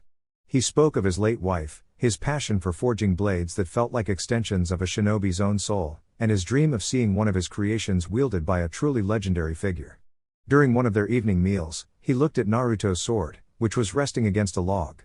That is a fine blade, Naruto dono, Tasuke said respectfully. Well balanced, clearly cared for. But it is a standard issue weapon, is it not? Naruto nodded. Yeah. Mom said I had to master the basics on a simple blade before I could even think about getting something custom. Says it builds character. She is wise, Tasuke agreed. But your skill. Your speed and precision. You have long surpassed the limits of that steel. It cannot keep up with you. He paused, a thoughtful gleam in his eye. When this is over, if you would ever grant me the honor, I would like to forge a blade for you. A true partner. It would be the masterwork of my life. Naruto was taken aback, a genuine blush rising on his cheeks. Wow. I don't know what to say, Tasuke-san. Thank you. Kushina, who had been listening with a smile, chimed in. See, Naruto? That's what happens when you stop being a loudmouthed brat and actually show some skill. The easy banter continued, and for the first time, it felt less like a mission and more like a journey between friends. On the final morning, they crested a large hill. Below them, nestled in a valley, was a sprawling town, much larger and more vibrant than a typical village. Paper lanterns hung from buildings, and the distant sounds of music and bustling crowds carried on the wind. Tanzaku quarters, Kushina announced, a hint of nostalgia in her voice. The town that never sleeps. Full of gamblers, drunkards, and some of the best food in the land of fire. Naruto's eyes widened, taking in the lively scene. Whoa. It's huge. Our job is almost done, Kushina said, turning to Tasuke. We'll see you safely to your client's forge on the west side of town. Tasuke bowed deeply to them both. I am forever in your debt. You have not only protected my life, but you have shown me a level of skill I did not think was possible. As they began their descent towards the town gates, Kushina leaned over to Naruto, her voice dropping to a conspiratorial whisper. Alright, mission's almost over. Once we drop off Tasuke and file our report, what do you say you and I cause a little trouble in this town, you know? For old time's sake. Naruto's face lit up with a mischievous grin that was pure Uzumaki. You read my mind, Mom. Entering Tanzaku was like stepping into another world. The disciplined quiet of the road was swallowed by a riot of sound and color. Merchants hawked their wares from crowded stalls, the clatter of gambling tiles spilled from open doorways, and the smell of dozens of different foods mingled in the air. Civilians, samurai, and shinobi from various lands walked the streets, creating a vibrant, chaotic tapestry. Naruto's head was on a swivel, his eyes wide with a mixture of professional caution and childlike wonder. This place is loud. It's the heart of the Land of Fire's entertainment district, Kushina said with a nostalgic smile. Your father and I came here on a mission once. He spent 3 days trying to win me a stuffed animal from a rigged festival game. Never did win it, but he did somehow manage to accidentally bankrupt the stall owner. I have no idea how, she laughed. They navigated the bustling streets with practiced ease, their simple traveler's disguises allowing them to blend in perfectly. They found the forge Tasuke was looking for on a quieter side street, its entrance marked by a simple but elegant sign depicting a hammer and anvil. The rhythmic clang of steel on steel echoed from within. An older woman with a kind face and hands stained with soot greeted them at the door. Tasuke's face broke into a wide, relieved smile. Amiko-san. It is good to see you, he said, bowing. Tasuke.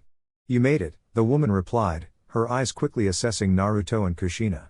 And with your cargo intact, I see. These must be the shinobi from the leaf. Please, come in. The official handover was swift and professional. Tasuke presented his blueprints, which Amiko inspected with an expert eye, her expression one of deep admiration.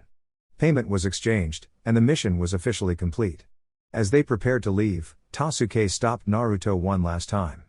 Naruto dono, he said, placing a hand over his heart. My offer stands. When you are ready for a blade worthy of your skill, find me. It will be my honor. I will, Naruto promised, giving the smith a firm, respectful nod. With their client safe and sound, Kushina led Naruto to a small, discreet building marked with the Konoha leaf, the local shinobi liaison office. The Jonin on duty did a double-take when Kushina Uzumaki herself walked in to file a report on a C-rank escort. Mission successful, Kushina stated, handing over the scroll. Client delivered. We encountered 14 B-rank missing nin and 2 Iwa Jonin. First group neutralized and marked for pickup. Second group dealt with. We have 1 Iwa Jonin and a storage scroll for T&I. We'll be taking a 2-day leave here before returning to the village. File it as a B rank, and send a message to the Hokage. The Jonin's jaw was practically on the floor as he stammered, why yes, Kushina-sama. He looked at Naruto, who gave him a cheerful wave, and paled further.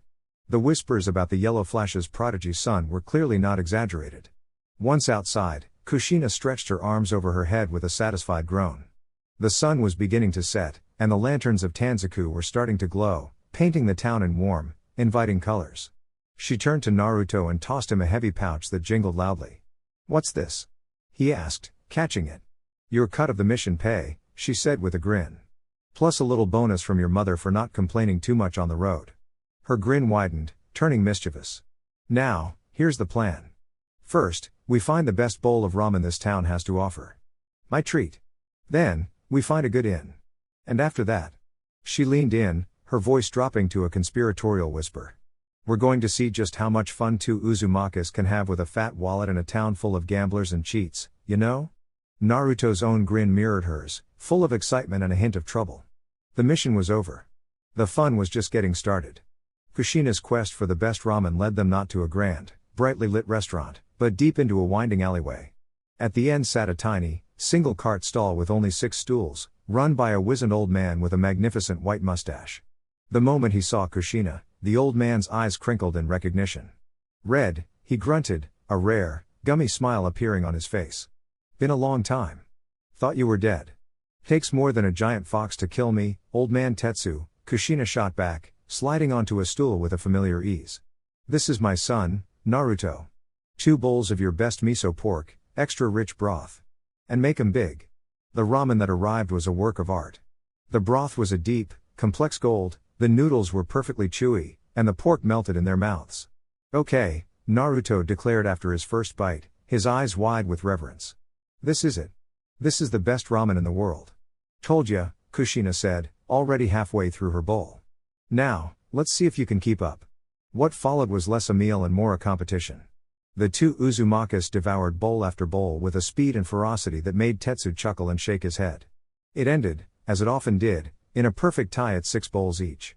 They both groaned, leaning back on their stools, completely and utterly satisfied. Draw again, Naruto mumbled, clutching his stomach. One of these days, Mom. Keep dreaming, kiddo, she retorted, patting her own stomach. You've still got a lot to learn. After finding a clean, respectable inn and securing a 2-room suite, Kushina sat Naruto down on one of the beds. The playful, ramen-loving mother was gone, replaced by a seasoned kunoichi. Alright, Naruto. Time for the rules of the game, she said, her expression serious. Rules? I thought we were just gonna have fun, he protested. This is the fun part, she corrected him. But fun has to be smart. Rule number 1, we only hit the sharks. The arrogant cheats who prey on people who can't afford to lose. We find the biggest bully in the room and we take him down.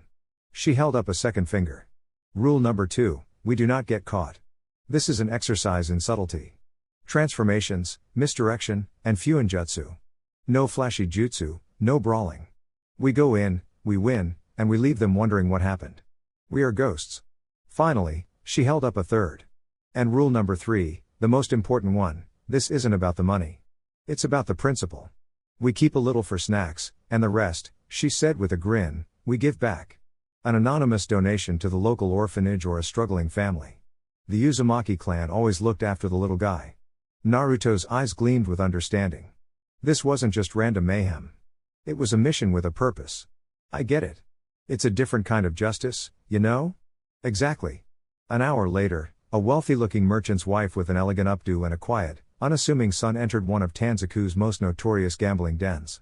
The air was thick with smoke, cheap liquor, and desperation. It didn't take them long to find their mark. A big, boorish man with a cruel laugh was sitting at a high-stakes dice table, a mountain of Rio in front of him and a collection of miserable-looking losers slinking away. Kushina, in her transformed state, glided over to the table. Oh my, this looks exciting, she said, her voice a pitch higher than normal. I've never played before. Could someone teach me? The shark's eyes lit up with predatory glee. Of course, madam. Have a seat. The game is simple. She sat down, playing the part of a rich, foolish novice perfectly, making small, clumsy bets and accidentally winning a few small hands, luring him in. Meanwhile, Naruto, looking thoroughly bored, wandered away from the table. He bought a drink, meandered through the crowd, and eventually found himself standing behind the shark's chair, as if just idly watching. With a movement so slight it was invisible to the naked eye, he reached out and gently tapped the leg of the table. A tiny, almost microscopic fuinjutsu formula, drawn in his own chakra, glowed for a fraction of a second on the wood before vanishing. It was an Uzumaki luck seal, designed to subtly influence probability in a very small area. Back at the table, the shark's luck took a sudden, catastrophic turn. His sure win rolls came up snake eyes. Kushina, with her beginner's luck, started winning. And winning. The pile of Rio in front of her grew into a mountain, while the sharks dwindled into a molehill. His face went from smug, to confused, to enraged. He couldn't understand it. The dice were his own, perfectly weighted, but they were betraying him. Finally, with one last roll, Kushina took the last of his money. Oh, dear. Did I win? She asked with wide-eyed innocence. She gathered the massive pile of cash, gave a dazzling smile to the stunned crowd, and took her son's arm. Thank you for the lesson. This was ever so much fun. They walked out of the den calmly, leaving behind a ruined, sputtering cheat and a room full of whispers. Once they were safely back in their own room, they dumped the bag of money on the bed and burst out laughing, the adrenaline of the con finally hitting them. Did you see his face? Naruto howled, wiping a tear from his eye. He looked like he'd swallowed a toad. Kushina cackled, falling back onto the bed. Your timing on that luck seal was perfect, Naruto. A true shinobi wins without ever throwing a punch. The thrill of the victory was even sweeter than a real fight. They had used their skills, their wits, and their heritage to do some good in the most entertaining way possible. The laughter in the inn room slowly subsided, leaving a comfortable, satisfied silence. Naruto was meticulously stacking the Rio they'd won into neat piles on the bed, a focused expression on his face, while Kushina watched him with a fond smile. The adrenaline from their little heist had faded, replaced by the quiet contentment of a job well done.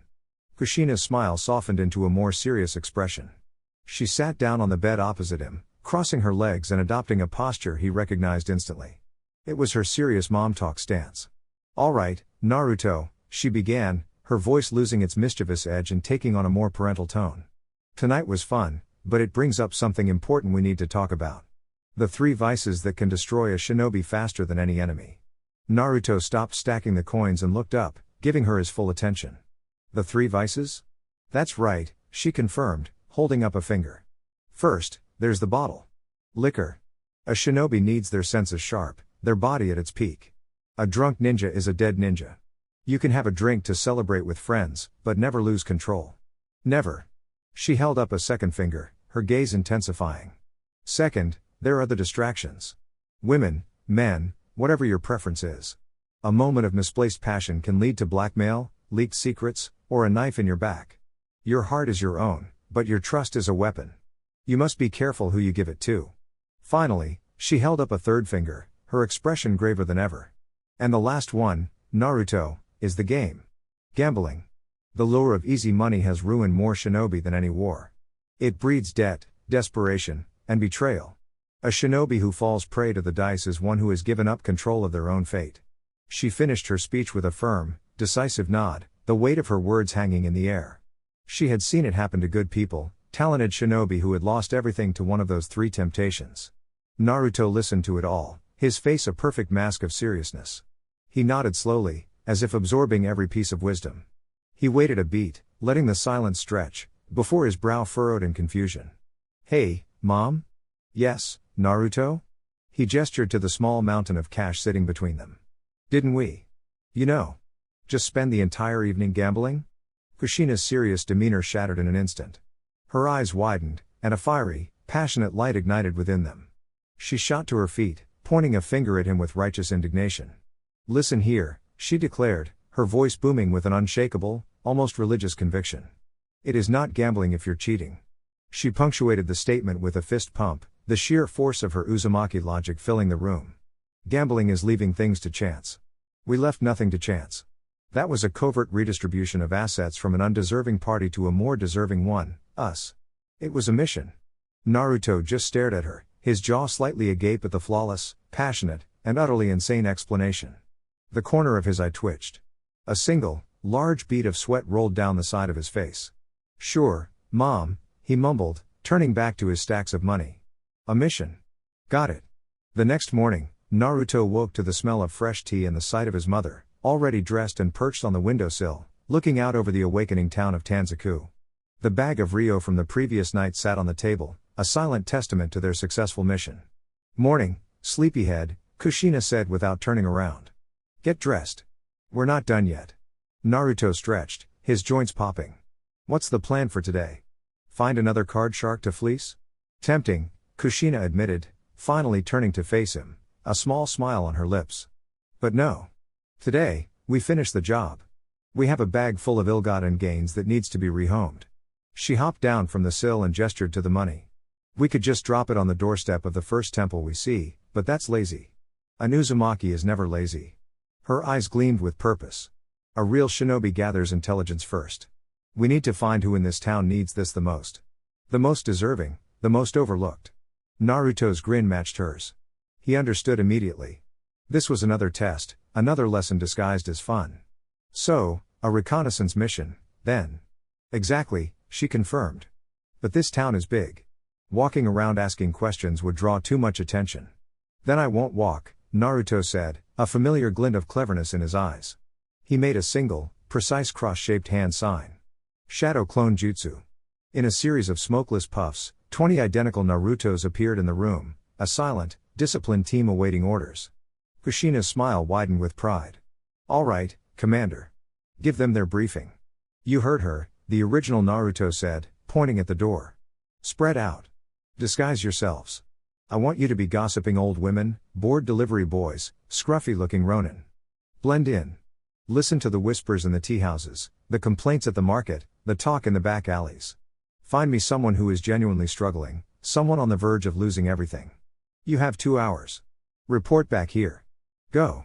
The clones nodded in unison and, one by one, slipped out of the room, melting into the morning crowds of Tanzaku with an eerie, silent efficiency.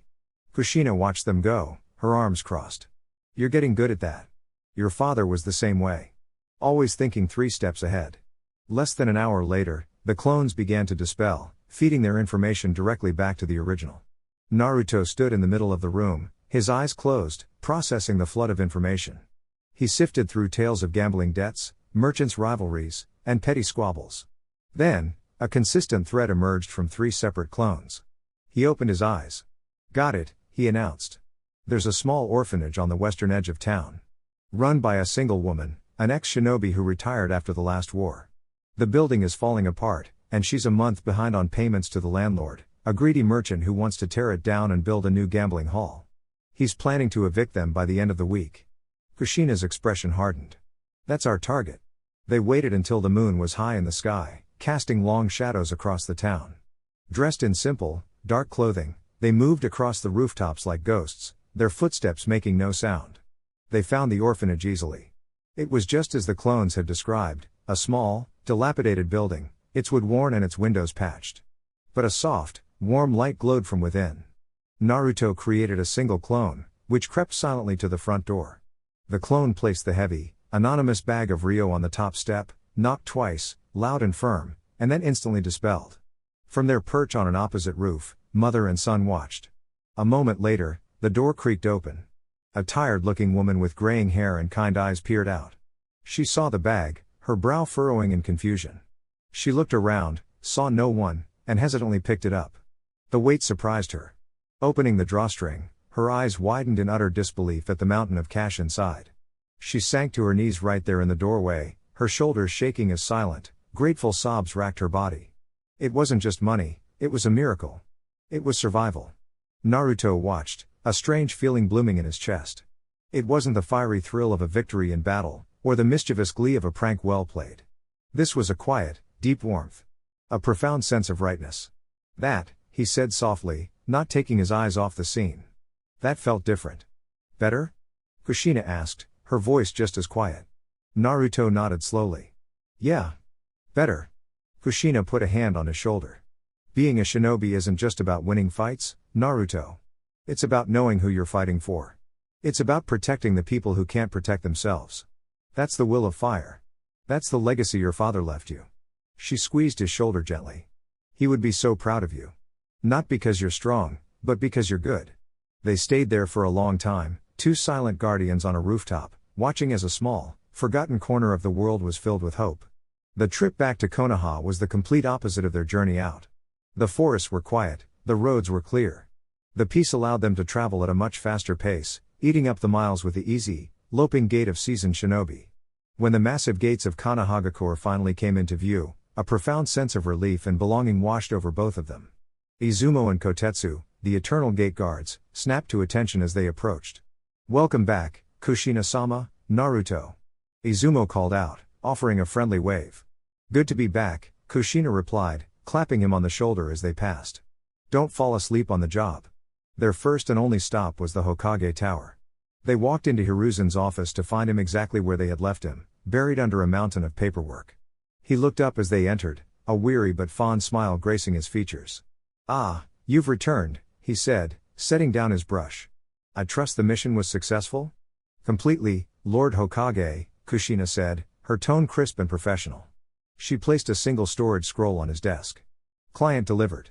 Mission upgraded to B rank.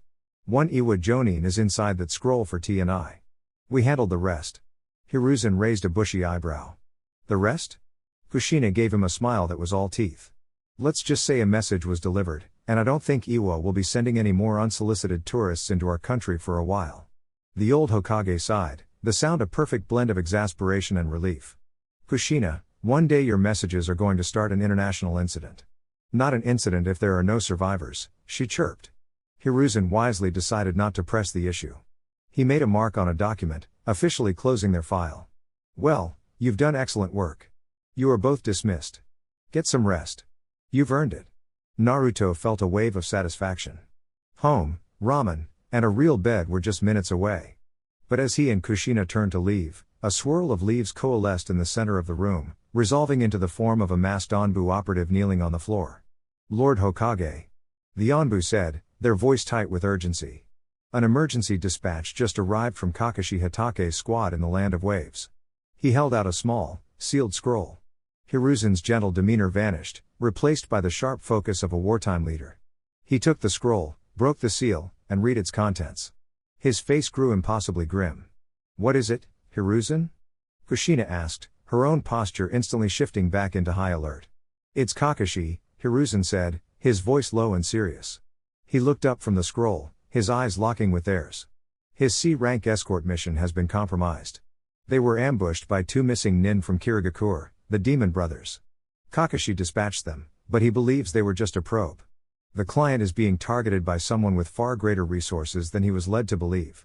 A heavy silence fell over the room. For Chunin-level assassins to be sent after a simple bridge builder was a clear sign of a larger, more dangerous operation at play. The mission's rank has been officially elevated to B rank, effective immediately, Hiruzen continued, his gaze intense. But I suspect it could climb higher still. Kakashi's Genin are not equipped to handle this level of threat. He looked from Kushina's hardened face to Naruto's focused one. The weariness of command was etched onto his features. I know you've just returned. I know you're tired, the Hokage said, his voice a firm, quiet command. But you two are the closest and most powerful assets I have available. I need a team that can handle whatever this situation escalates into. I need you to depart for the Land of Waves. Immediately. Alright guys, that's it for the video. If you enjoyed it, please feel free to leave a like and subscribe.